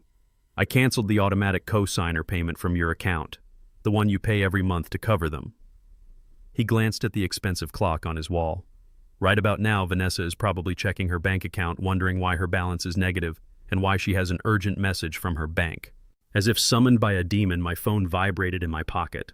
A long, angry, frantic buzz. I pulled it out. The screen lit up. Vanessa. I looked at Terrence. He just smiled. Right on schedule, he said. Let the games begin. I let it ring. Once, twice. The sound was shrill in the quiet office. You're a cruel man, Terrence. I'm your lawyer, he replied. And you're a father who's finally done being merciful. I pressed the ignore button. The phone immediately buzzed again. A text message. The letters were all caps, hysterical. Dad, call me now. The bank. It's an emergency. I put the phone back in my pocket. I didn't silence it. I wanted to hear it buzz. I'll let them panic for a while, I said. Good, Terrence said. Let them sweat. Now, let's talk about the eviction. My phone was still buzzing on the desk, a frantic, desperate vibration. Vanessa. Then Chad. Then Vanessa again. I didn't look at it. My eyes were on the documents spread across Terrence's polished desk. The original articles of incorporation for Rose's Shield LLC. She knew, I said. My voice was quiet. She knew from the very first day. Terrence leaned back in his chair. He didn't look at the buzzing phone. He just nodded his face, a map of old memories. She came in here, he said, his voice a low rumble. Sat right where you're sitting now, 6 years ago, just 3 months after Vanessa brought that boy home for the first time. I remembered. I didn't want to, but the memory was sharp, sterile, like the smell of the hospital room. Rose was frail. The cancer was eating her from the inside out, but her mind was a steel trap. Vanessa had just left the room gushing about the new man in her life, Chad, how he was a top broker, how he was so ambitious, how he had big plans for them. The moment the door clicked shut, Rose's face changed. The weak, tired smile she gave her daughter vanished. She looked at me. He's a leech, Isaiah. Rose, don't, I'd said. She's in love. He makes her happy. No, Rose snapped, and I saw a flash of the woman I married, the woman who could command a room of engineers twice her size. He doesn't make her happy. He makes her impressed. There's a difference. He has nothing, Isaiah. I looked him up. He's got $20,000 in credit card debt and a leased car. He can smell our money, even the money we've hidden. She coughed, a dry, painful sound that tore at my heart. She gripped my hand. Her fingers were bony, but her grip was strong. He will swallow our daughter whole, Isaiah. He will bleed us dry. And when there's nothing left, he'll leave. She looked past me at Terrence, who was standing by the window, pretending to look at the view, giving us our space. Terrence, she called out. Her voice was weak, but it was a command. He turned. Yes, Rose. I need you to do something. For me. For Isaiah. And for the fool of a daughter I raised. She looked at me. Promise me, Isaiah. Protect our daughter, not just from him. Protect her from herself. She's weak for that glitter, Isaiah. She always has been. You know it. I knew it. I'd always known it. She was my little girl, but she always wanted the shiniest toy. And Chad was the shiniest toy she'd ever found. I nodded. I promise, Rose. That's when Vanessa found the house. The $1.5 million monstrosity with the tacky white columns and the yard too big to maintain. "Daddy, it's my dream," she'd cried, hanging on Chad's arm. "We can afford it. Chad says we can get a mortgage, if you'll just co-sign." I had almost said yes. I was tired. Rose was sick. I just wanted Vanessa to be happy. But Rose saw the trap. She called me that night, Terrence said, pulling me back to the present. Her voice was paper-thin, but her words were steel. She said, "Isaiah, if we co-sign, that man will leverage the house within a year. He will bleed the equity dry to fund his lifestyle, and when the market turns, the bank will take it. Vanessa will be homeless by 40. I looked down at the LLC documents. "So we had the meeting," I said. "All three of us. Right here." Rose was in the wheelchair by then. "But her mind was a steel trap," Terrence finished. "She laid it all out. We will not co-sign, she told you." "And then," I said, a faint smile touching my lips for the first time, "she looked at you, T." Terrence chuckled a dry, harsh sound. "She did. She looked at me and said, 'Terrence, I want to form an LLC. I want to buy the house outright with Isaiah's money, but in a way that he can never touch it. Not now, not ever.' So we set up the LLC," I said, tapping the paper. "Rose's shield. We used my private holdings, the accounts from the firm that Vanessa never knew about.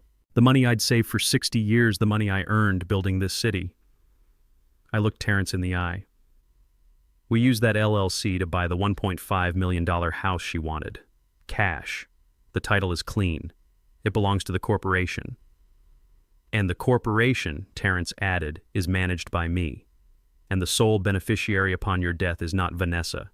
It's the Vanessa's Child Trust, the one we control." Rose had thought of everything. She was protecting her grandchild before he was even conceived. My phone buzzed again. I ignored it. "And we told them," Terrence said, his voice laced with the old satisfied tone of a lawyer who's just set the perfect trap, "that the bank was hesitant about their credit, but that we had convinced them to approve the mortgage if I, as your lawyer, personally managed the payments. We told them I was the guarantor for the loan." A lie. A beautiful, complicated, protective lie. "They bought it," I said, shaking my head. "They actually believed a bank would give a $1.5 million loan to a man with Chad's history and Vanessa's job at the boutique." "They believed it," Terrence scoffed, "because they are arrogant. They believe they deserve it. They never questioned it. They just paid." My phone buzzed again and again, a frantic, desperate rhythm. Vanessa, Vanessa, Chad, Vanessa. "They sound desperate," Terrence noted calmly, listening to the buzzing. "They are," I said. "They just realized the bank of poor old Dad is closed. They have no idea the real bank is about to foreclose." I stood up. "Let's review the eviction notice one more time, Terrence. I want to make sure the wording is perfect." Rose had built the shield. It was my job to use it. It was Monday morning, 9:05 a.m. I wasn't in my 40th floor office. I wasn't in my small apartment. I was at the Daily Grind, my spot, a small black-owned coffee shop just a few blocks from where I lived. It smelled like burnt coffee beans and sweet pound cake. It was real. I was sitting in my usual booth, the one with the cracked vinyl, reading a real newspaper, not one of those screens. I could feel the cheap paper in my hands. The headline was about a new city council budget. I didn't care. I was waiting. My phone, the simple flip phone I used for my poor dad persona, was on the table next to my mug, right on cue. 9:06 a.m. It buzzed. A long, angry, frantic vibration. The screen lit up. Vanessa. I didn't pick it up. I took a slow sip of my coffee. It was hot, strong, and bitter. It was perfect. The phone stopped buzzing. I turned the page of the newspaper. 30 seconds later, it started again. Vanessa. I let it ring once, twice. I picked it up and held it to my ear. I didn't say anything. "Dad." Her voice was a shriek, a raw, high-pitched scream of pure panic. I had to pull the phone away from my ear for a second. "Dad, are you there? Dad." I put it back. "Vanessa, honey, what's wrong? You're screaming." I made my voice sound weak, confused, old. "What did you do?" she shrieked. The accusation was instant. Not what happened, but what did you do? What did I do? "Sweetheart, I'm at the cafe. I'm having coffee. What are you talking about?" The bank just called. They sent an email. The automatic payment, the one for the house, it was canceled. Canceled, I said. I injected just the right amount of grandfatherly confusion. Oh my, are you sure? That can't be right. I paid my half. That was the lie we'd set up, that I was paying half the mortgage and they were paying the other half. The truth was, I was paying all of it.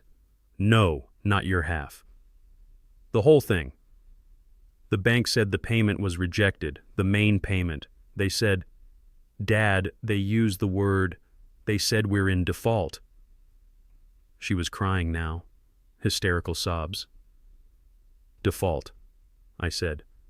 My goodness, that sounds serious. Did you call Chad? He's the one who handles the money, right? Yes, I called Chad. He's the one who got the alert. He's screaming, he's throwing things. He says it's your fault. What did you do, Dad? Me, I said. I let my voice quaver. Honey, I don't handle those things. That's your finances. I just give you my little bit of help. I thought you two had that handled. Handled, she screamed. How are we supposed to handle it? You're the co-signer. You're the guarantor. Ah, there it was. The word. The lie that had held them in place for 5 years. The guarantor. The co-signer. The role Rose and I had invented for me. The role of the benevolent poor father who was their last-ditch safety net. They said you have to call them, she cried. They said because you're the guarantor, you have to authorize the payment again. You have to fix this, Dad. You have to talk to them. Talk to who, sweetheart? The bank. Yes, the bank. Who else would I be talking about? But, Vanessa, I said, pausing as if I was struggling to remember, I don't know what I can do. I'm just an old man. I don't have that kind of money just lying around. You know my pension is fixed. I was pouring salt in the wound. I knew it, and it felt right. I gave you my help for the month, sweetheart. The 3,000. That's all I have. I don't have what the bank needs. Chad handles the rest. Dad, are you even listening? She wailed. It's not about the money. It's about your signature. You're the co-signer. The payment won't go through without your approval. That's what the man said. You have to call them. You have to tell them it's okay. I don't understand, Vanessa. Why would it stop? I didn't do anything. I don't know, she shrieked. Just fix it. Then I heard a muffled sound, a man's voice roaring in the background. Give me the phone.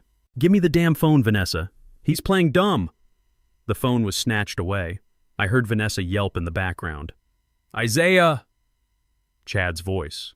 It wasn't the smooth, arrogant voice from the restaurant. It wasn't the voice of the man who called me old man and gloomy vibe. This was a new voice. It was raw. It was ragged.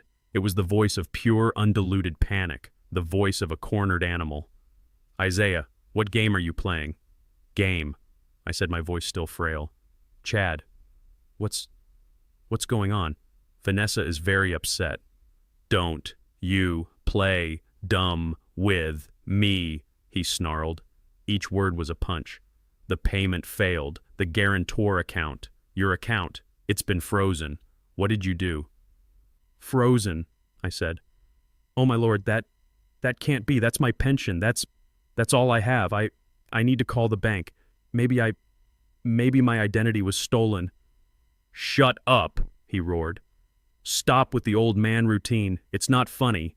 You're the guarantor. You signed the papers. You are legally responsible for this. You have to call them and reinstate the payment now. But, son, now, Isaiah, or what you think we're just going to be. What homeless you think you can do that to your own daughter, to your pregnant daughter. Ah, the baby, the final weapon, the one they thought gave them all the power. I let the silence hang for a moment. I took another sip of my coffee. It was still hot. Chad, I said, and my voice changed. Just a little. I didn't mean for it to. But the poor dad was gone. The engineer was back. Chad, I said again, my voice clear and cold. I don't know what you're talking about. I'm not a guarantor for anything. A beat of total shocked silence on the other end. What? He whispered. I said, I don't know what you're talking about. I co-signed nothing. I am not legally responsible for your house. You lying old...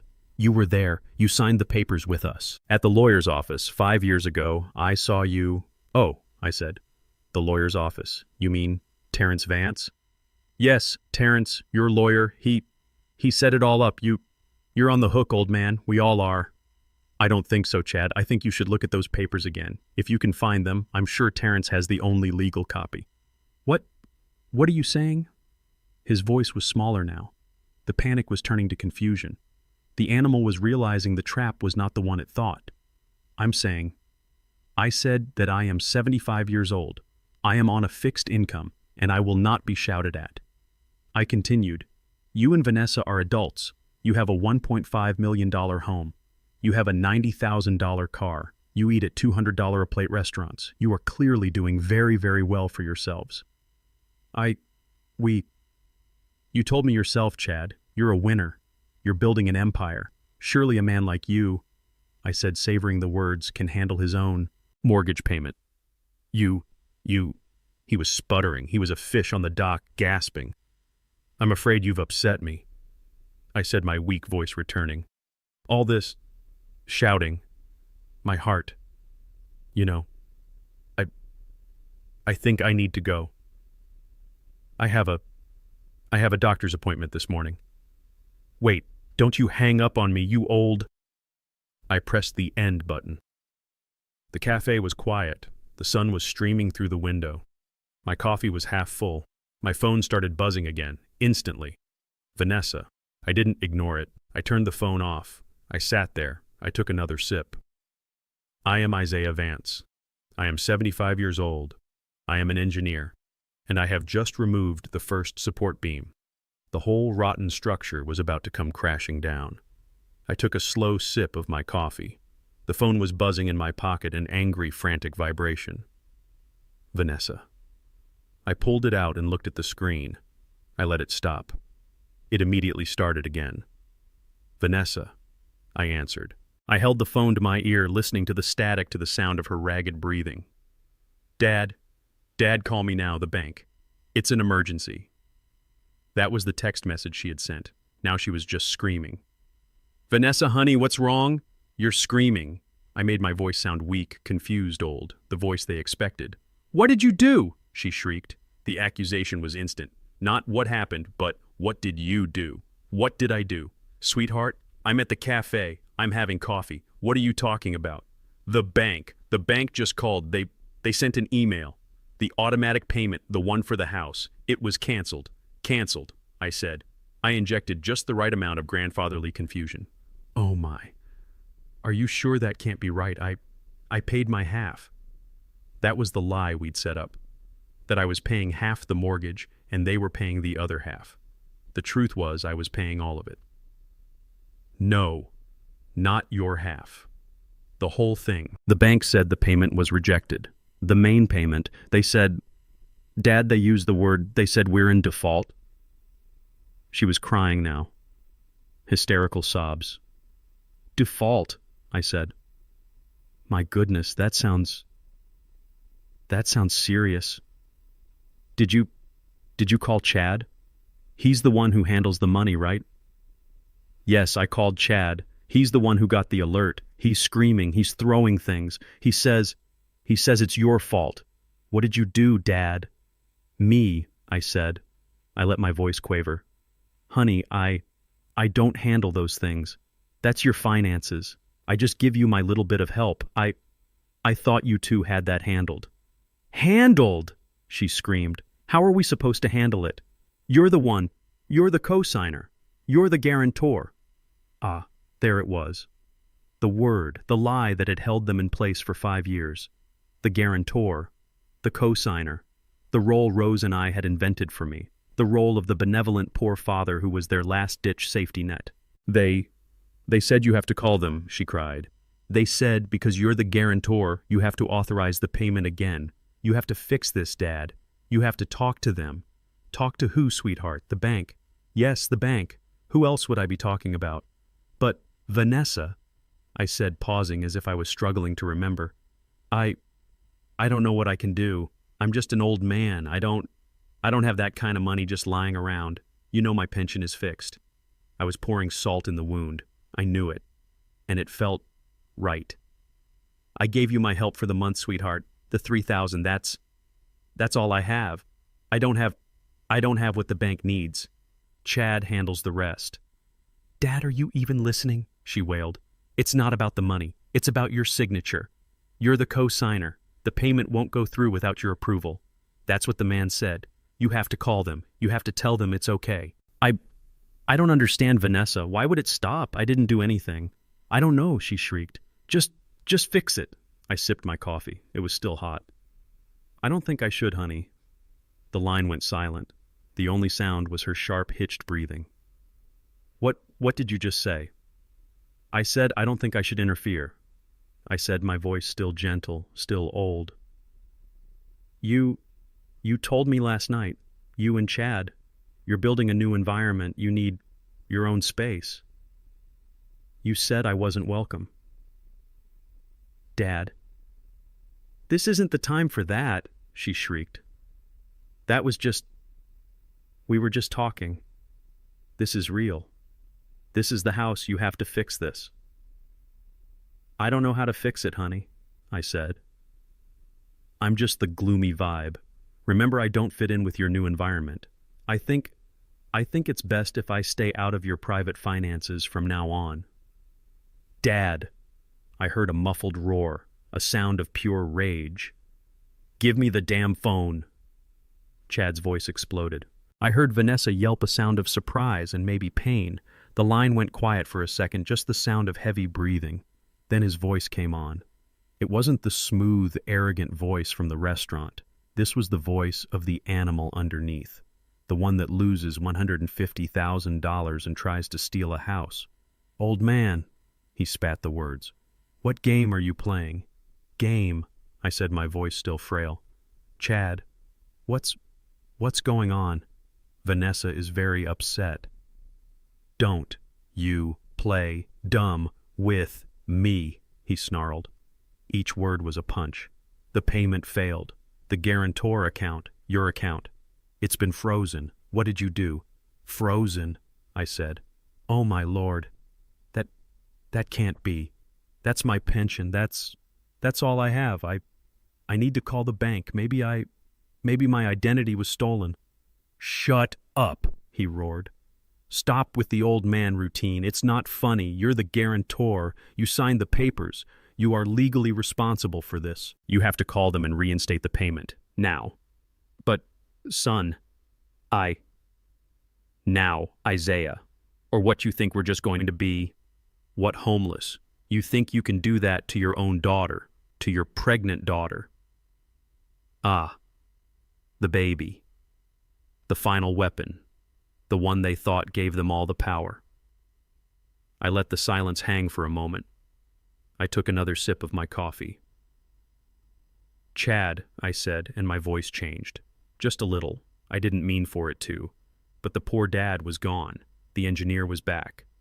Chad, I said again, my voice clear and cold. I don't think so. A beat of total shocked silence on the other end. What? He whispered. I said, I don't think so. I don't think I will be calling anyone. And I don't think I'm responsible at all. You lying old. You were there. You signed the papers with us. At the lawyer's office 5 years ago. I saw you. Oh, I said. The lawyer's office. You mean Terrence Vance? Yes, Terrence, your lawyer. He set it all up. You're on the hook, old man. We all are. I don't think so, Chad. I think you should look at those papers again, if you can find them. I'm sure Terrence has the only legal copy. What are you saying? His voice was smaller now. The panic was turning to confusion. The animal was realizing the trap was not the one it thought. I said that I am 75 years old, I am on a fixed income, and I will not be shouted at. I continued, you and Vanessa are adults. You have a $1.5 million home. You have a $90,000 car. You eat at $200 a plate restaurants. You are clearly doing very, very well for yourselves. You told me yourself, Chad. You're a winner. You're building an empire. Surely a man like you, I said, savoring the words, can handle his own mortgage payment. You. He was sputtering. He was a fish on the dock, gasping. I'm afraid you've upset me, I said, my weak voice returning. All this shouting, my heart. I think I need to go. I have a doctor's appointment this morning. Wait, don't you hang up on me, you old bastard. You will regret this. I pressed the end button. The cafe was quiet. The sun was streaming through the window. My coffee was half full. My phone started buzzing again. Instantly. Chad. I didn't ignore it. I turned the phone off. I sat there. I took another sip. I am Isaiah Vance. I am 75 years old. I am an engineer. And I have just removed the first support beam. The whole rotten structure was about to come crashing down. I paid for my coffee. I left a $10 tip for the waitress. As I walked out into the bright morning sun, I pulled out my other phone. The smart one. The one they didn't know about. A single new message was waiting for me. It was from Terrence. I opened it. It was short, to the point, just like him. They just called the office, screaming. They are on their way here now. Angry. I smiled. Angry was an understatement. They were desperate. They were coming right into the trap. I typed my reply. I'm on my way, T. Make sure the coffee is hot and get the eviction papers ready. Terrence's office is on the 50th floor. When you're that high up, the city noise just disappears. All you can hear is the hum of the air conditioning and your own thoughts. I was sitting in one of the black leather chairs opposite his desk, nursing a cup of coffee he'd had his assistant bring me. It was 10:45 a.m. I had been there for 30 minutes, just waiting. Terrence was at his desk, silently signing a stack of documents as if it were just another Monday. My phone hadn't stopped buzzing. 28 missed calls, 42 text messages, a mixture of rage, panic, and threats. They're taking the bait, I said quietly, looking at my dark phone screen. They aren't bait, Isaiah, Terrence said without looking up from his papers. They're rats, and they just ran out of cheese. Right then, the heavy wooden doors to his office burst open. They didn't knock. It was Vanessa and Chad. They didn't look like the perfect couple from the restaurant. Vanessa's hair was a mess. Her expensive dress from last night was wrinkled, as if she'd slept in it. Her face was blotchy and swollen from crying. Chad was worse. His tie was loose, his shirt untucked. His face was a dark, furious red, and his eyes were wild. He looked like the desperate animal he was. "What the hell are you doing?" he roared. The sound bounced off the glass walls. He wasn't talking to Terrence. He was pointing at me. "You!" he shouted. "You senile old fool! You're trying to ruin us. We're going to lose the house." Vanessa just stood behind him, sobbing. "Dad, how could you? The bank, they said we're in default." I didn't say a word. I just took a slow sip of my coffee. Chad stomped toward the desk, slamming his hands down on the polished wood. Terrence didn't even flinch. He just calmly placed the cap on his pen. "Mr. Chad," Terrence said, his voice as smooth and cold as the marble floor. "I'm going to have to ask you to lower your voice. This is a place of business." "Business, I'll show you business. You're his lawyer. You're in on this. You're trying to make us homeless. We have a baby on the way." "Please," Terrence said, gesturing to the chairs I was sitting in. "Sit down." "I'm not sitting down," Chad screamed. "I insist," Terrence said. His voice didn't get louder, but it got heavier. It was the voice he used in court, the one that made other lawyers sweat. "Sit down." Chad hesitated, his chest heaving. He looked at me, then at Terrence. He knew he'd lost control. He half fell, half sat into the chair next to me. Vanessa crumpled into the other one, still crying. Terrence folded his hands on his desk. He looked at Chad. "Now," he said, "let's clear up one point of confusion. You are not going to lose the house." Chad's head snapped up, a flicker of hope of confusion in his bloodshot eyes. "What, then? Then what is this? A mistake. You're going to fix it." Terrence let a small, cold smile touch his lips. "You won't lose the house," he said, leaning forward, "because you never owned it." The silence that followed was absolute. Vanessa stopped crying. She just made a small choking sound. Chad just stared. His brain, which only understood money and bullying, couldn't process the words. What are you talking about?" Chad stammered. "Of course we own it. We pay the mortgage every month. For 5 years, we have the—" "No," Terrence interrupted. "You don't." He slid a document across the desk, the thick-bound folder I had looked at earlier. "There is no mortgage, Mr. Chad," Terrence said. "A mortgage implies a loan. A loan implies a bank. You have never paid a bank. You have been paying rent." Vanessa's head snapped up. "Rent? What are you—" "No, we're homeowners, Dad. Dad co-signed." I finally spoke. My voice was calm.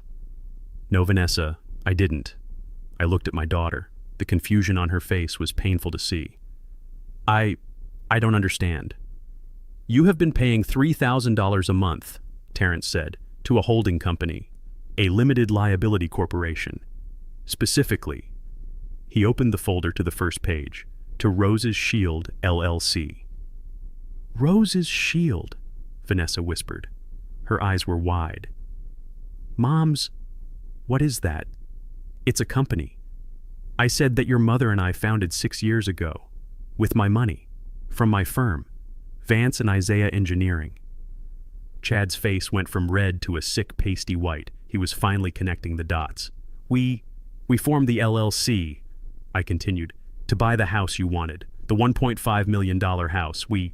I paid for it, in cash, 10 years ago." Chad made a gagging sound. "Paid cash. Paid in cash," Terrence confirmed. "There is no loan, there is no bank, there is no mortgage.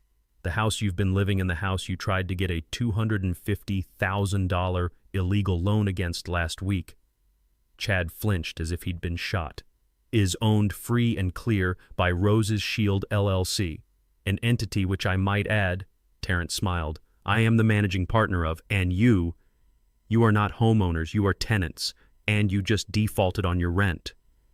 Vanessa just shook her head back and forth, back and forth. No, this is a trick. Dad, this is a horrible trick." "It's not a trick, sweetheart," I said, the sadness finally hitting me. "It was a shield, your mother's shield.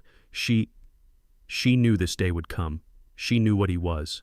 She knew he would try to take it all. So she built this, to protect you."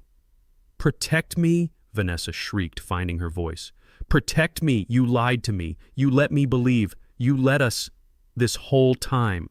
"We let you live in a $1.5 million house for $3,000 a month," Terrence cut in. "A house that should rent for $10,000 at least. Isaiah has been subsidizing your entire life to the tune of $7,000 a month, and in return, you kicked him out.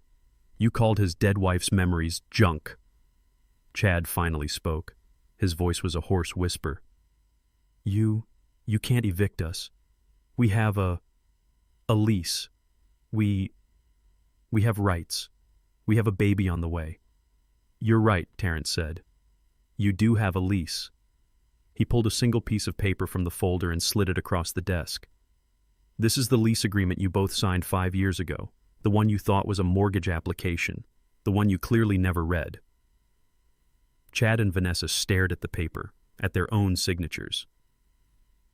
"If you'll look at Clause 14b, Terrence said, you'll see the morality and guarantor clause. It states that the lease is contingent on the good standing of the guarantor, Isaiah, and that any action deemed malicious, disrespectful, or harmful to the guarantor gives the LLC the right to terminate the lease with 30 days' notice." Terrence leaned back. "Telling your landlord he's a gloomy vibe and that he's not welcome in his own property, I'd call that malicious. Wouldn't you?" He steepled his fingers. "The eviction notice will be delivered by a marshal this afternoon. You have 30 days. Get out." Vanessa's mind couldn't catch up. She was stuck. She just kept shaking her head, her eyes wide and blank, staring at the polished desk. "Rent," she whispered. The word sounded foreign. No, that's not right. The mortgage, the $1.5 million, Dad, you co-signed. We own. She was looking for me, pleading for me to deny it, to tell her this was a mistake, to be the poor, simple dad again. I had been quiet. I had let Terrence, my lawyer, my friend, lay the foundation. Now it was my turn to build the final wall. I stepped forward, moving from the side of the room into the light from the window. I stood next to Terrence's desk. There is no loan, Vanessa. My voice was quiet. It wasn't angry. It was just a fact, like an engineer stating a measurement. She looked up at me. Her face was a mask of confusion. What do you mean, Dad? The bank? The papers? There is no bank, I said. There are no papers. Not the ones you think. There was never a $1.5 million loan. There was never a mortgage. I let that sink in. I watched her eyes try to process it. I watched Chad's face go from white to a splotchy, sick-looking red. That house, I said, was bought with my money, your mother's and mine, from the firm. We paid for it in cash 10 years ago before she passed. Vanessa just stared, her mouth half open. But the payments, she stammered, the $3,000 every month for 5 years. That was rent, honey, I said, my voice still soft. It was the cheapest rent in the city, and that money, it went straight into a trust fund for your child, the baby you're carrying right now. I paused. I wanted her to understand the full weight of what Rose had done for her, what we had done. But even that, I said, wasn't the whole truth. I looked at Chad. His knuckles were white. He was gripping the arms of the chair so hard I thought he might break them. That $3,000, it didn't even cover the property taxes, the real cost of that house, the utilities, the gardener, the pool service, the insurance. It's over $10,000 a month. I leaned in just a little. I was paying the other $7,000, Vanessa, every single month. I was secretly subsidizing your entire luxury life. I paid for your parties. I paid for his $90,000 car. I paid for the champagne you drank last night while you were kicking me out of my own home. The truth landed in the silent room like a bomb. Vanessa made a small choking sound as if she'd been physically hit. The diamonds in her ears, the ones I had paid for, glittered as she trembled. She finally understood. She wasn't a homeowner. She wasn't an empire builder. She was a charity case. A 40-year-old woman living on her poor old dad's secret handouts. The humiliation washed over her face. It was absolute. But Chad was different. His mind worked faster. He wasn't humiliated. He was furious. He didn't see the generosity. He didn't see the protection. He saw the deception. He saw the lie. He shot to his feet. The heavy chair he was in screeched back on the floor. "You," he whispered. His voice was no longer the panicked yell from the phone. It was low. It was dangerous. He pointed a shaking finger at me. "You lied to us." "Chad, sit down," Terrence said, his voice a calm warning. "No," Chad roared. "He lied. For 5 years, you let us believe. You let us work and plan. You let us build a life." "What you built," Terrence cut in, "was on his foundation, a foundation you didn't even know existed." "He let me think I was a homeowner," Chad screamed, his face inches from mine. "You let me bring my friends over. You let me. You. He was sputtering, the rage choking him. He finally found the words. "You're a liar, a manipulative, scheming, lying old man." I just looked at him. I didn't flinch. "Yes," I said, "I am." He froze. He hadn't expected that. He expected me to argue, to defend myself, to be ashamed. "You're not angry that I lied, son," I said. "You're angry that the lie is over. You're angry the bank is closed. You're not angry that I protected my daughter. You're angry that I protected her from you. I will sue you," he yelled. For emotional distress, for fraud. "You can't do this." "Oh, but you're wrong," Terrence said, standing up. He picked up the other folder, the one from Apex Capital. "We're not the ones who committed fraud, Mr. Chad." He tossed the forged loan application onto the desk. "You are." Chad's accusation hung in the air, thick and toxic. Lying old man. He was breathing heavily, his fists clenched at his sides. He was poised to explode, to bully his way out of this, just as he had bullied his way through his entire life. But he wasn't dealing with me, not anymore. "Watch your mouth, son." Terrence's voice cut through the room. It wasn't loud. It was heavy. It landed on Chad with the weight of 50 floors of steel and concrete. Chad, who had been lunging at me, froze. He turned to Terrence. This is between me and him," Chad spat. You're just the lawyer." Terrence stood up. He was an old man like me. But where I am quiet, Terrence is a storm. He was taller than Chad, and his three-piece suit suddenly looked like armor. "I am not just the lawyer," Terrence said, his voice dropping into a low, dangerous rumble. "I am the executor of your mother-in-law's estate. I am the managing partner of the LLC that owns your house. And I am the man whose signature you tried to forge last week." Chad's face went white. The blood drained from it so fast he looked gray. I don't... And let's be very clear about something," Terrence continued, walking slowly around his desk until he was standing right in front of Chad. "Mr. Vance did not lie to you. He protected you. He protected his daughter's assets as he was instructed to do by his dying wife." He paused, letting the words sink in. "From a con artist, a gold digger, and a degenerate gambler like you." The silence was absolute. Vanessa let out a small, strangled gasp. Chad just stared. He was a small man, I realized. Without his money, without his bluster, he was just a small, scared man. What did you just call me?" he whispered. His voice was shaking. The rage was gone, replaced by a raw, naked fear. Terrence didn't answer. He just looked at him with pure, undiluted contempt. "What did you say?" Chad asked again, his voice a little louder, trying to find his anger again. "He said gambler," I said quietly from my chair. Chad's head snapped toward me. "You're lying," he shouted. "Both of you, you're making this up to ruin me. Vanessa, don't listen to them. It's a trick." "A trick," Terrence said. He walked back to his desk. He picked up the second folder, the one I hadn't seen yet. "You want to talk about tricks, Chad? Let's talk about the numbers." He didn't hand him the folder. He threw it. It hit the polished desk in front of Chad with a heavy, solid thwack. The cover slid open, spilling bank statements and credit card receipts across the wood. What is this?" Vanessa whispered, her eyes wide, staring at the papers. "That," Terrence said, pointing a long, dark finger, "is you, Chad. That's the real you. The one you hide behind your leased Mercedes and your $200 stakes." Chad's eyes were darting over the papers. He was trapped. $65,000, Terrence said, his voice like a hammer, "to an online sports betting site in Antigua, wiped out in a single weekend, 3 weeks ago." Chad made a choking sound. $42,000, Terrence continued. "Spread across 5 high-interest credit cards, all maxed out, all in your name, Vanessa, all charges made by him." Vanessa finally moved. She looked at her husband. "Chad, what is he talking about? What $42,000? "He's lying, baby. It's not a lie," I said, my voice cutting him off.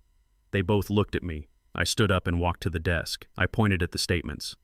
"I've been watching you, Chad, for 2 years, ever since I saw the first cash advance on Vanessa's statement. I've been cleaning up your messes in secret." I looked at my daughter. Her face was a mask of utter confusion. That $65,000 in gambling debts, that $42,000 in credit card debt, all the money you lost. Who do you think paid that, Chad? He was silent. He was gray. "Mr. Isaiah," Terrence said, "paid it. He paid it all for you.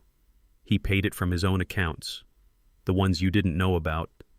He has been secretly bailing you out for years." Terrence let the truth land. "He was paying off your loan sharks while you were at dinner, calling him a burden. He was protecting your wife from the bankruptcy you caused, while you were trying to steal his house." The room was silent. I watched my daughter. I watched her face. This was the moment. The moment the blinders Rose had talked about would either fall off or she would choose to keep them on forever.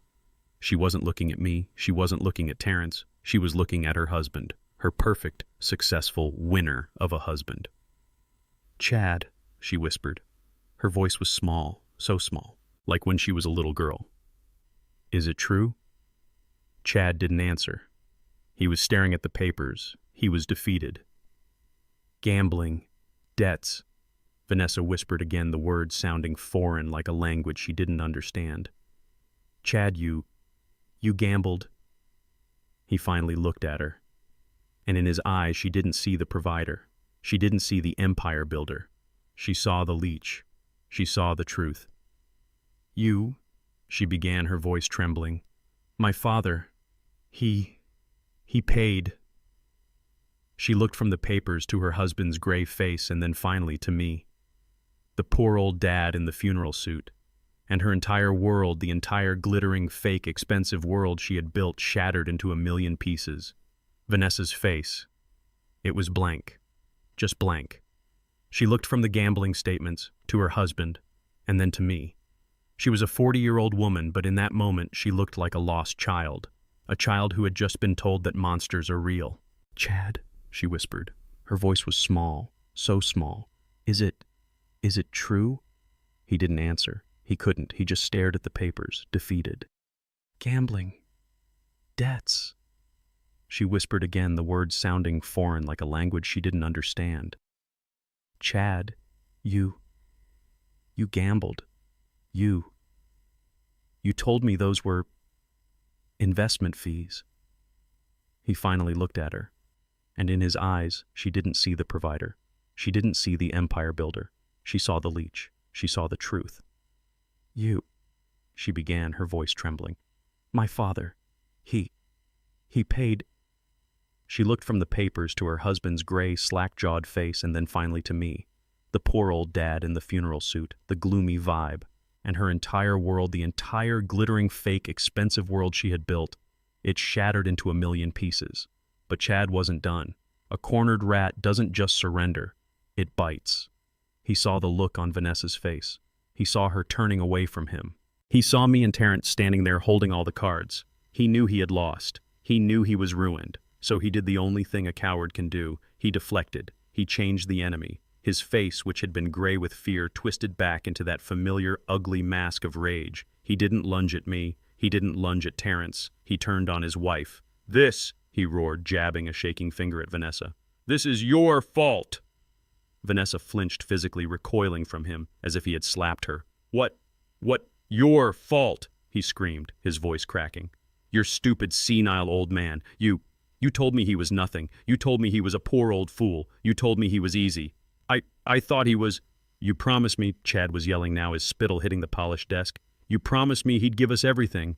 Just be nice to him, Chad. He'll leave us the house, Chad. He's lonely. He'll do whatever I say. You promised me—" I didn't know." "You knew," he accused her. "You knew he had this lawyer, this shield. You set me up. You and this old bastard, you set me up." It was pathetic. He was drowning and he was trying to pull her under with him. And I watched my daughter. I watched her face crumble. The man she had given up her family for, the man she had betrayed her father for, the man she had insulted her dead mother's memory for, was now turning on her. She had nothing left. She turned away from her husband. She slid out of the expensive leather chair. She stumbled, her legs giving out, and fell to her knees, right there on the 50th floor marble. She crawled just a few feet. She grabbed the leg of my pants, my old navy blue wool pants. "Dad?" The word was a desperate, wet sound, a child's sound. "Daddy, please. I'm sorry. I'm so sorry." I looked down at her. The shimmering white dress now rumpled, stained with her tears. The diamonds in her ears. "I didn't know," she sobbed, clinging to me.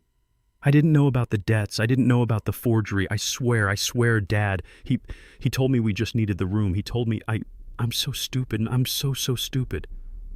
I said nothing. I just watched. I was an engineer watching a structure fail.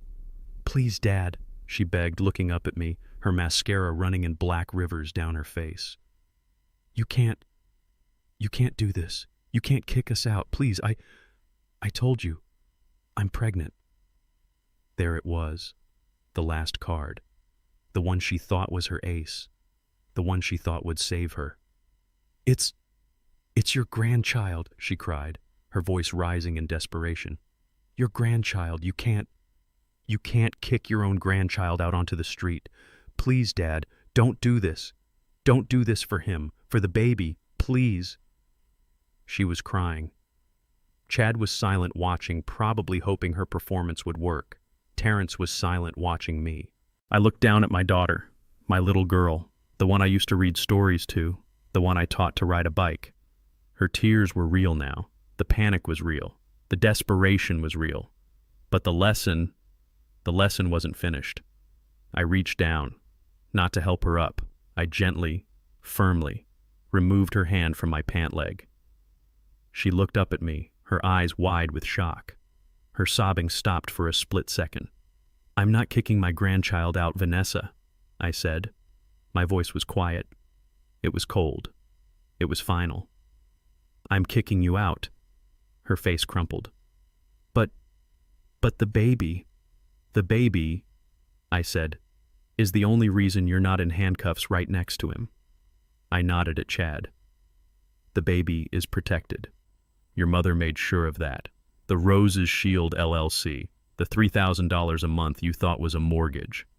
That was rent, Vanessa. And every penny of it for 5 years has been going straight into a trust fund for your child, a trust that you and he can never ever touch. I looked at her, my daughter. I'm not kicking my grandchild out, Vanessa. I'm protecting him from you. You can't. You chose this, I said. My voice was like ice. You chose him. You chose the money. You chose the shiny, empty life. You stood right there in that restaurant and you called your mother's memory junk. You told me I was a gloomy vibe. You told me I wasn't welcome.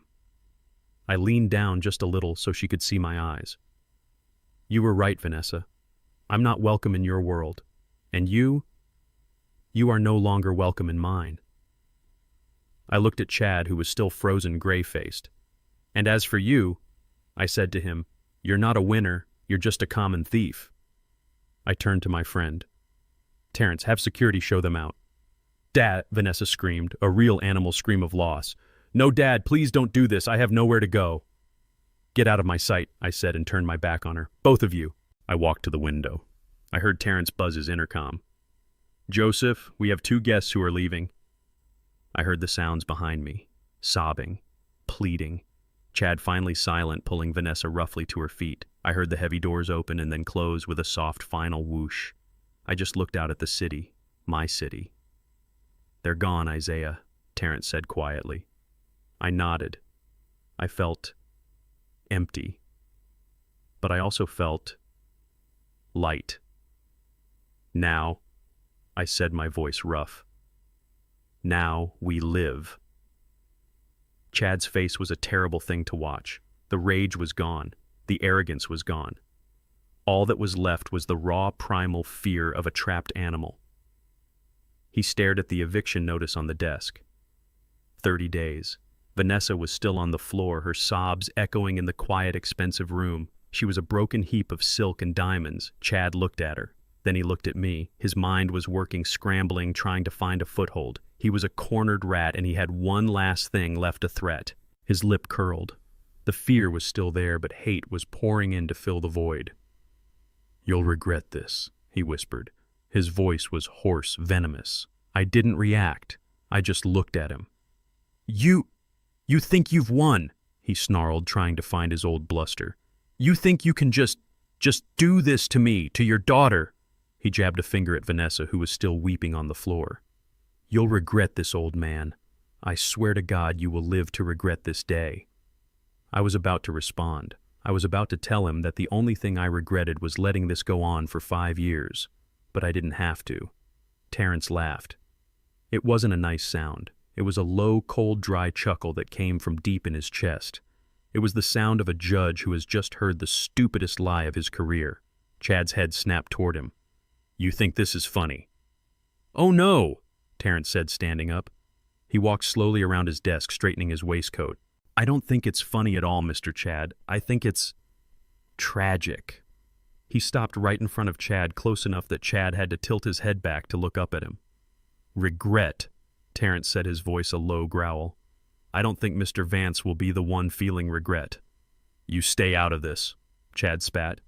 "This is family. This is between me and him." "Family," Terrence repeated the word as if it tasted bad. "You tried to steal his house. You slandered his dead wife. You lied to his daughter. You plotted to defraud him. That's not what I call family." He tapped Chad on the chest with one long, dark finger. "This," he said, "is business. And you, son, just made two very, very bad business deals." Chad's eyes darted between me and Terrence. The panic was rising again. What are you talking about? What deals?" Terrence walked back to his desk. He picked up the folder from Apex Capital, the one with the forged loan application. "This," he said, holding it up, "your creative attempt to get a $250,000 loan, the one with my forged signature on it." Chad didn't say anything. He was frozen. "That wasn't just a rejection, Chad," Terrence said, his voice suddenly sharp and clear like a prosecutor addressing a jury. "That was a crime, a federal crime. Conspiracy to commit wire fraud, identity theft, bank fraud, forgery." He listed the charges off like a grocery list. Chad's face, which had been red with anger, turned a sickly pale white. He stumbled back a step. They wouldn't." "They did," Terrence said. "Apex Capital. Those loan sharks. They don't like being played for fools, Chad. They don't like people wasting their time. And they especially don't like people trying to pass off forged documents. It's bad for their business." Terrence smiled. "They were in fact so unhappy that they sent this entire file, your application, your fake signature, your bank statements, to the district attorney's office this morning." The DA," Vanessa's sobbing stopped. She looked up, her face a mask of pure horror. "The DA," Terrence confirmed, "with a formal complaint. They are very eager to cooperate with the authorities to show what upstanding lenders they are. I believe an investigator will be in touch with you very, very soon." Chad made a sound, a small strangled noise in the back of his throat. He looked at the door. He was thinking about running. "Oh, I wouldn't do that if I were you," Terrence said, as if reading his mind. "That's the first bad deal you made." He picked up the other folder, the thick one, the one with the gambling statements. "Then there's the second bad deal." He tossed the folder onto the desk in front of Chad. It landed with a heavy thud. "That's $65,000 in gambling debts," Terrence said. "The online site in Antigua. You know the people who run those sites? They're not exactly legal. They operate in the shadows. And they get very, very upset when their best customers, their biggest losers, suddenly draw the attention of the district attorney." Chad was no longer breathing. "It's bad for business," Terrence continued, echoing his earlier words. "It brings scrutiny. It brings attention. The kind of attention they really don't like.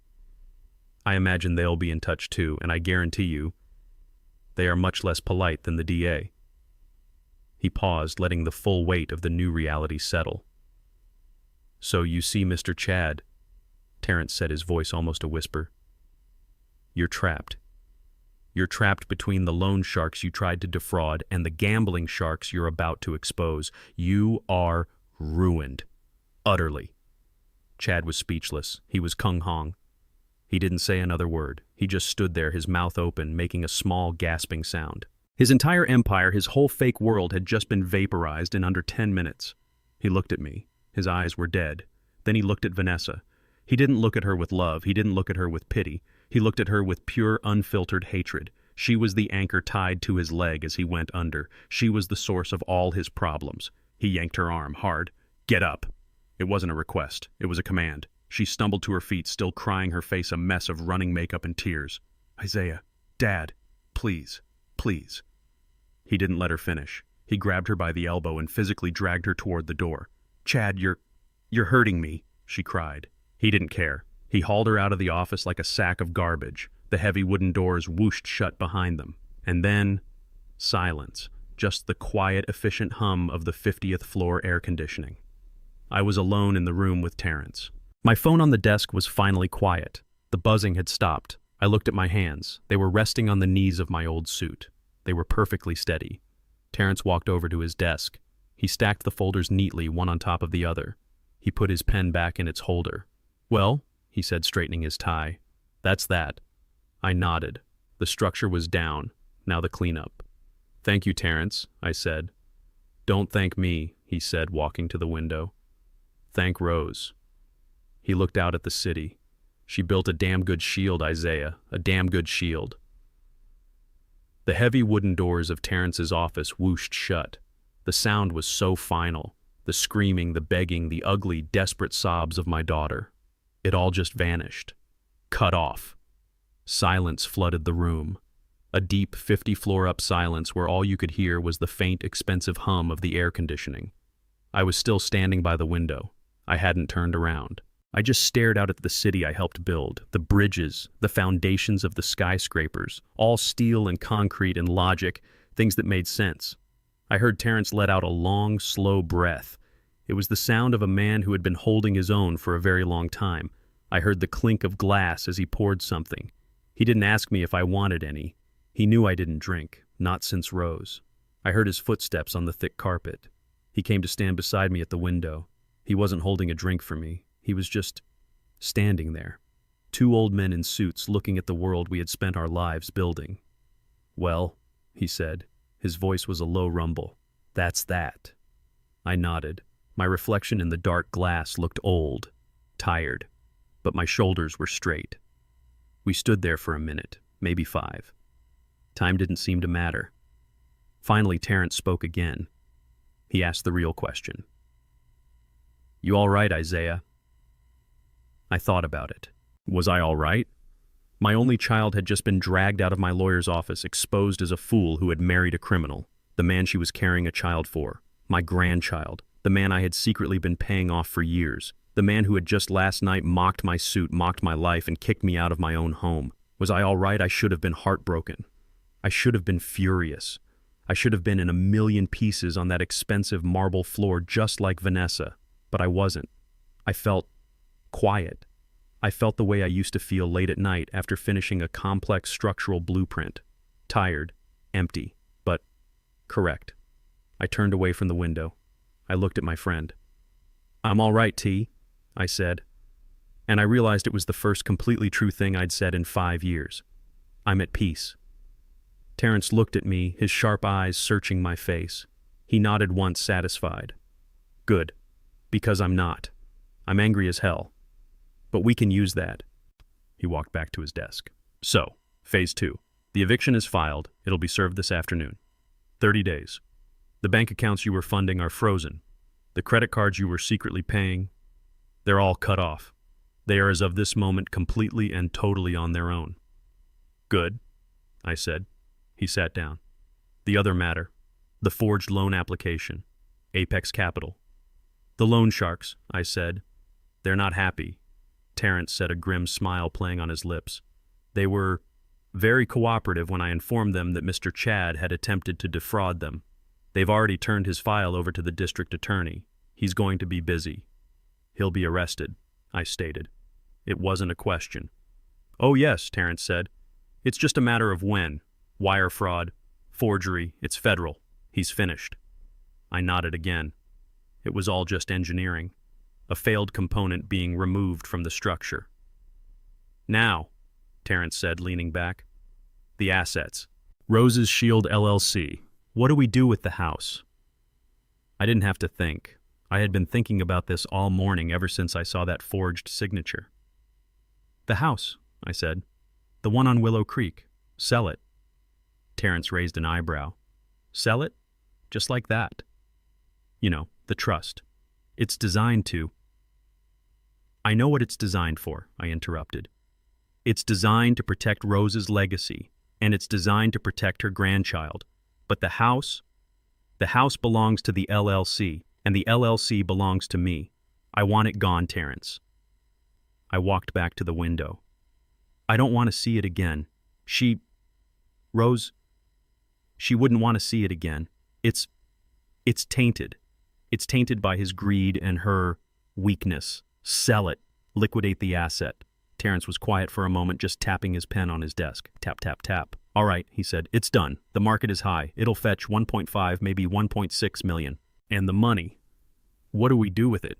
It goes back into the LLC's main holding account. No, I said. It doesn't. I turned back to him. The old tired poor dad was gone forever. I was Isaiah Vance's partner at Vance and Isaiah Engineering, and I had a new project. We're going to build something you and me. He leaned forward, his eyes bright. Now I was speaking his language. Build what, another skyscraper? No, I said. Something better. We're going to take that 1.5 million, and we're going to add another 1.5 million from my personal accounts. 3 million to start. Terrence's pen stopped tapping. We are going to start a foundation, I said. Terrence's other eyebrow went up. A foundation. The Rose Vance Isaiah Scholarship Fund. I said the name coming to my lips as if it had been there all along. A scholarship fund, he repeated, tasting the words. Yes, not just any fund, a real one. For kids from our old neighborhood, kids from the South Side, kids who don't have a Chad to buy them a $90,000 car, kids who have nothing but brains and grit. I started pacing, the energy filling me. For kids who want to be engineers, architects, lawyers, kids who want to build something, not just take something. I stopped and looked at Terrence. Rose always said, don't just give people a fish, Isaiah. Don't even just teach them to fish. Give them the tools to build their own damn lake. This is the tool. This is the lake.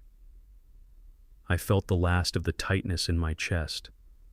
The grief, the anger, just dissolve. It was gone. It was replaced by purpose. I wasn't destroying a family. I was building a legacy. I was taking the rotten, failed structure of my daughter's life and salvaging the materials to build something new, something strong, something that would last, something that Rose would have been proud of. Terrence was silent. He looked at me for a long, long time. Then he gave a slow, genuine smile, the first one I'd seen from him in years. Now that, he said, his voice full of warmth, that sounds like the Rose I knew. And that sounds like the Isaiah Vance I built a company with. He picked up his pen. All right, partner. Let's draw up the plans. 4 months later. The air was different. It didn't smell like the sterile 50-floor-up air of Terrence's office. It smelled like floor wax, old wood, and the sweet, tangy smell of barbecue from somewhere down the street.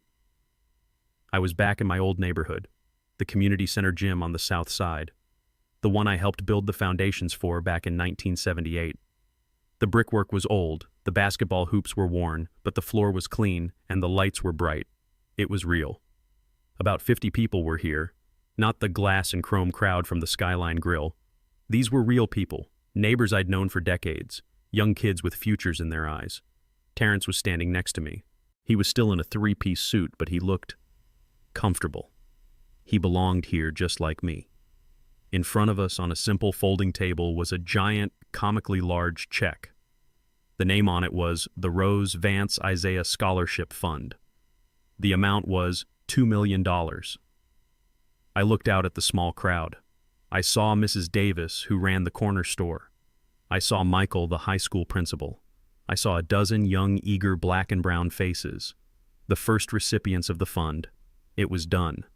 The house on Willow Creek, the $1.5 million Palace of Lies, was sold. It went in less than a week. The new owners, a tech family from California, loved the bones of the place. They had no idea of the rot it had contained. I'd added $500,000 of my own to the sale price. $2 million. A good solid round number. A new foundation. Terrence cleared his throat and stepped up to the old microphone. It squeaked with feedback. Thank you all for coming, he said, his voice booming in the gym. No nervousness, just power. For 40 years, Isaiah Vance and I built bridges. We built skyscrapers. We built the bones of this city. He looked at me. But this is the most important thing we will ever build. He held up the check. The Rose Vance Isaiah Scholarship Fund is not a gift. It is an investment in the foundations of this community, in the young minds who will build the next city. People clapped, a real warm, genuine applause. Not the polite cold clapping of a fancy restaurant. My phone didn't buzz. I'd gotten a new number. The last I'd heard, Chad was out on bail, a bail I was sure his parents had paid. He was facing federal fraud charges. The forgery was an open and shut case. Terrence told me the DA was delighted, and Apex Capital, the loan sharks. They weren't happy. Terrence had made sure they knew exactly who Chad had tried to defraud. I didn't know the details, but I knew Chad wouldn't be sleeping well for a very, very long time. Vanessa, I didn't know where Vanessa was.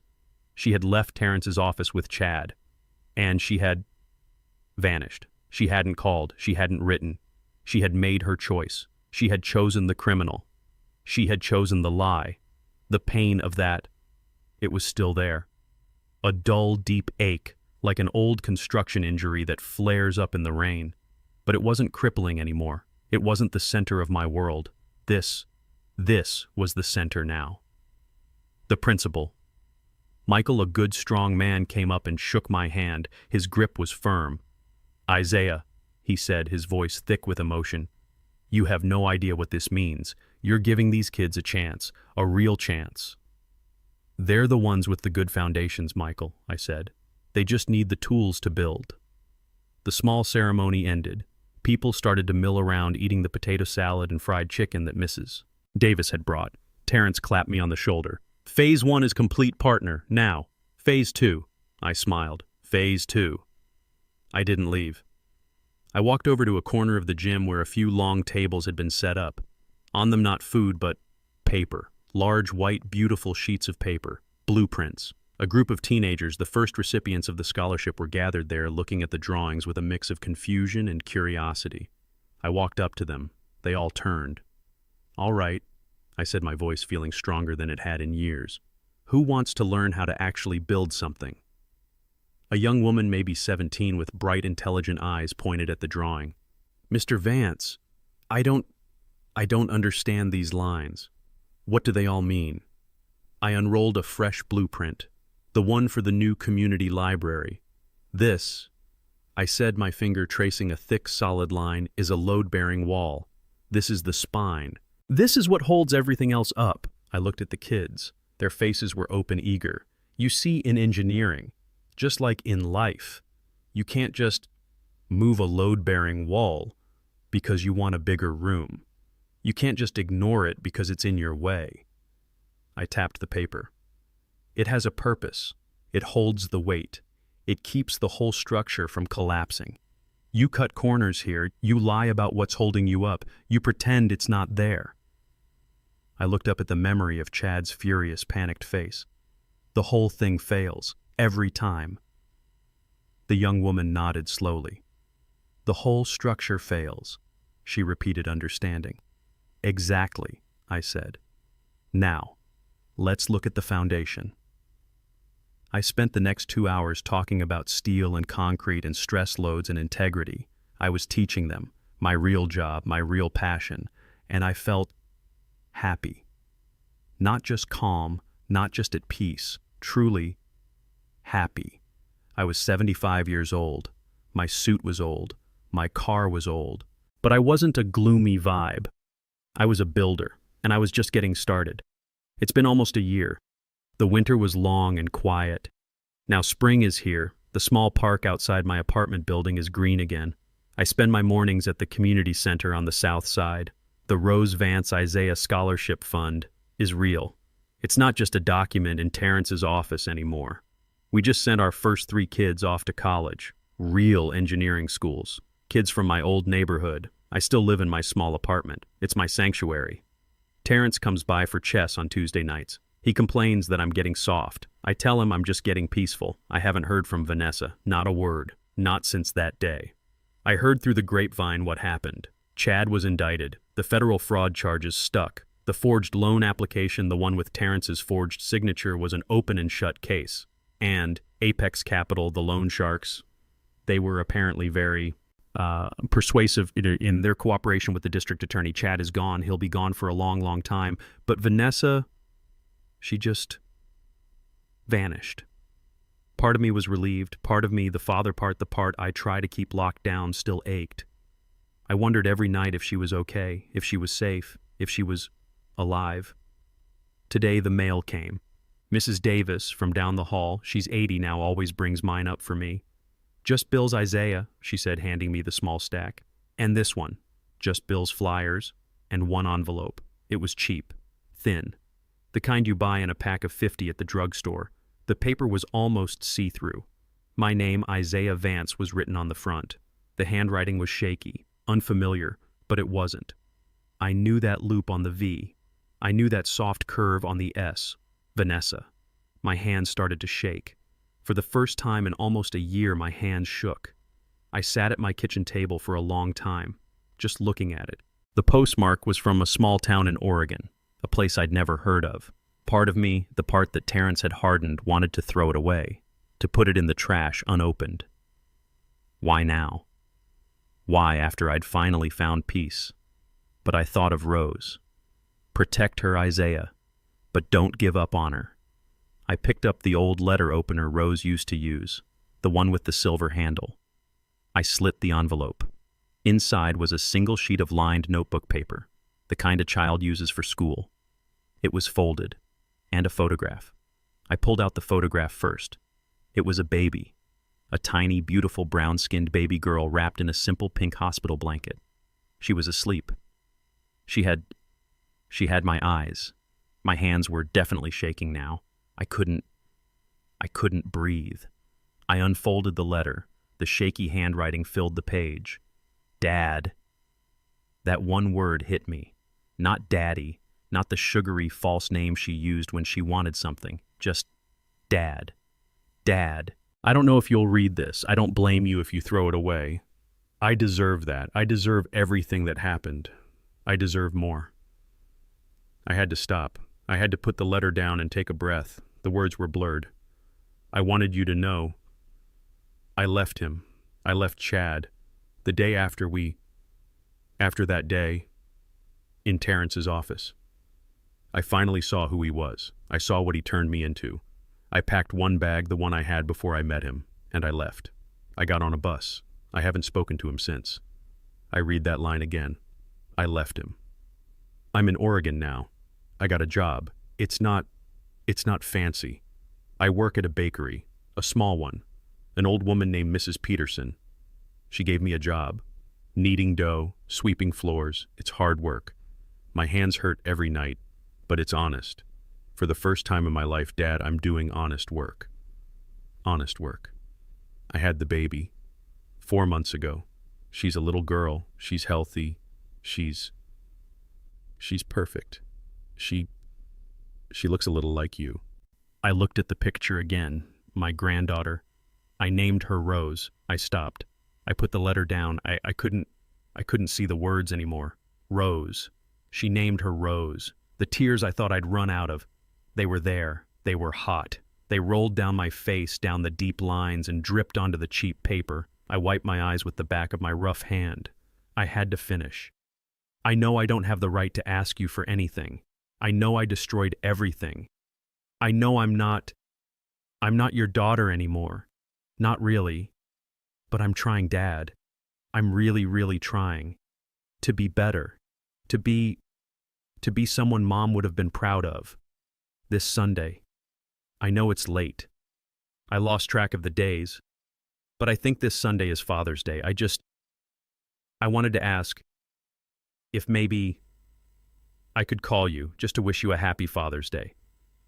I won't ask for money. I won't ask for help. I promise. I promise, Dad. I just want to hear your voice. If I don't hear from you, I'll understand. I love you. I'm so sorry. Vanessa. The letter dropped from my hand. I just sat there, in my small, quiet kitchen. The sun was streaming in. Rose. She named her Rose. I looked up. My eyes went to the shelf above the stove, to the silver frame, to my Rose. The one who had started all this, the one who had seen it all coming. Protect her, Isaiah, but don't give up on her. I picked up the letter. I folded it carefully. I picked up the photograph of my granddaughter, my granddaughter Rose. I put the photo and the letter into the pocket of my shirt, the one right over my heart. Terrence would say it's a trap. He'd say she's just setting me up for the next con. And maybe he'd be right. But a bakery, honest work, and Rose. I looked at the photo of my wife again. I smiled, a real smile. It was sad. It was tired. But it was a smile. She named her Rose, I whispered to the empty room. I looked at the calendar on the wall. Sunday. That was 3 days away. I needed time. I needed to think. But for the first time in a long, long time, I felt hope. The shield had worked. It had protected the legacy. It had protected the child. And maybe, just maybe, it had saved my daughter too. I just needed time. At 75, I learned the hardest lesson: protecting your children can sometimes be the very thing that destroys them. For years, I built a secret financial shield around my daughter, trying to save her from the world. But I only saved her from reality. I enabled her weakness and fed her husband's greed. True love isn't just giving. It's about having the courage to let your children face the consequences of their own choices. It's about teaching them that respect is the only currency that truly matters, and it must be earned, never bought. What would you have done in my place? Let me know in the comments below.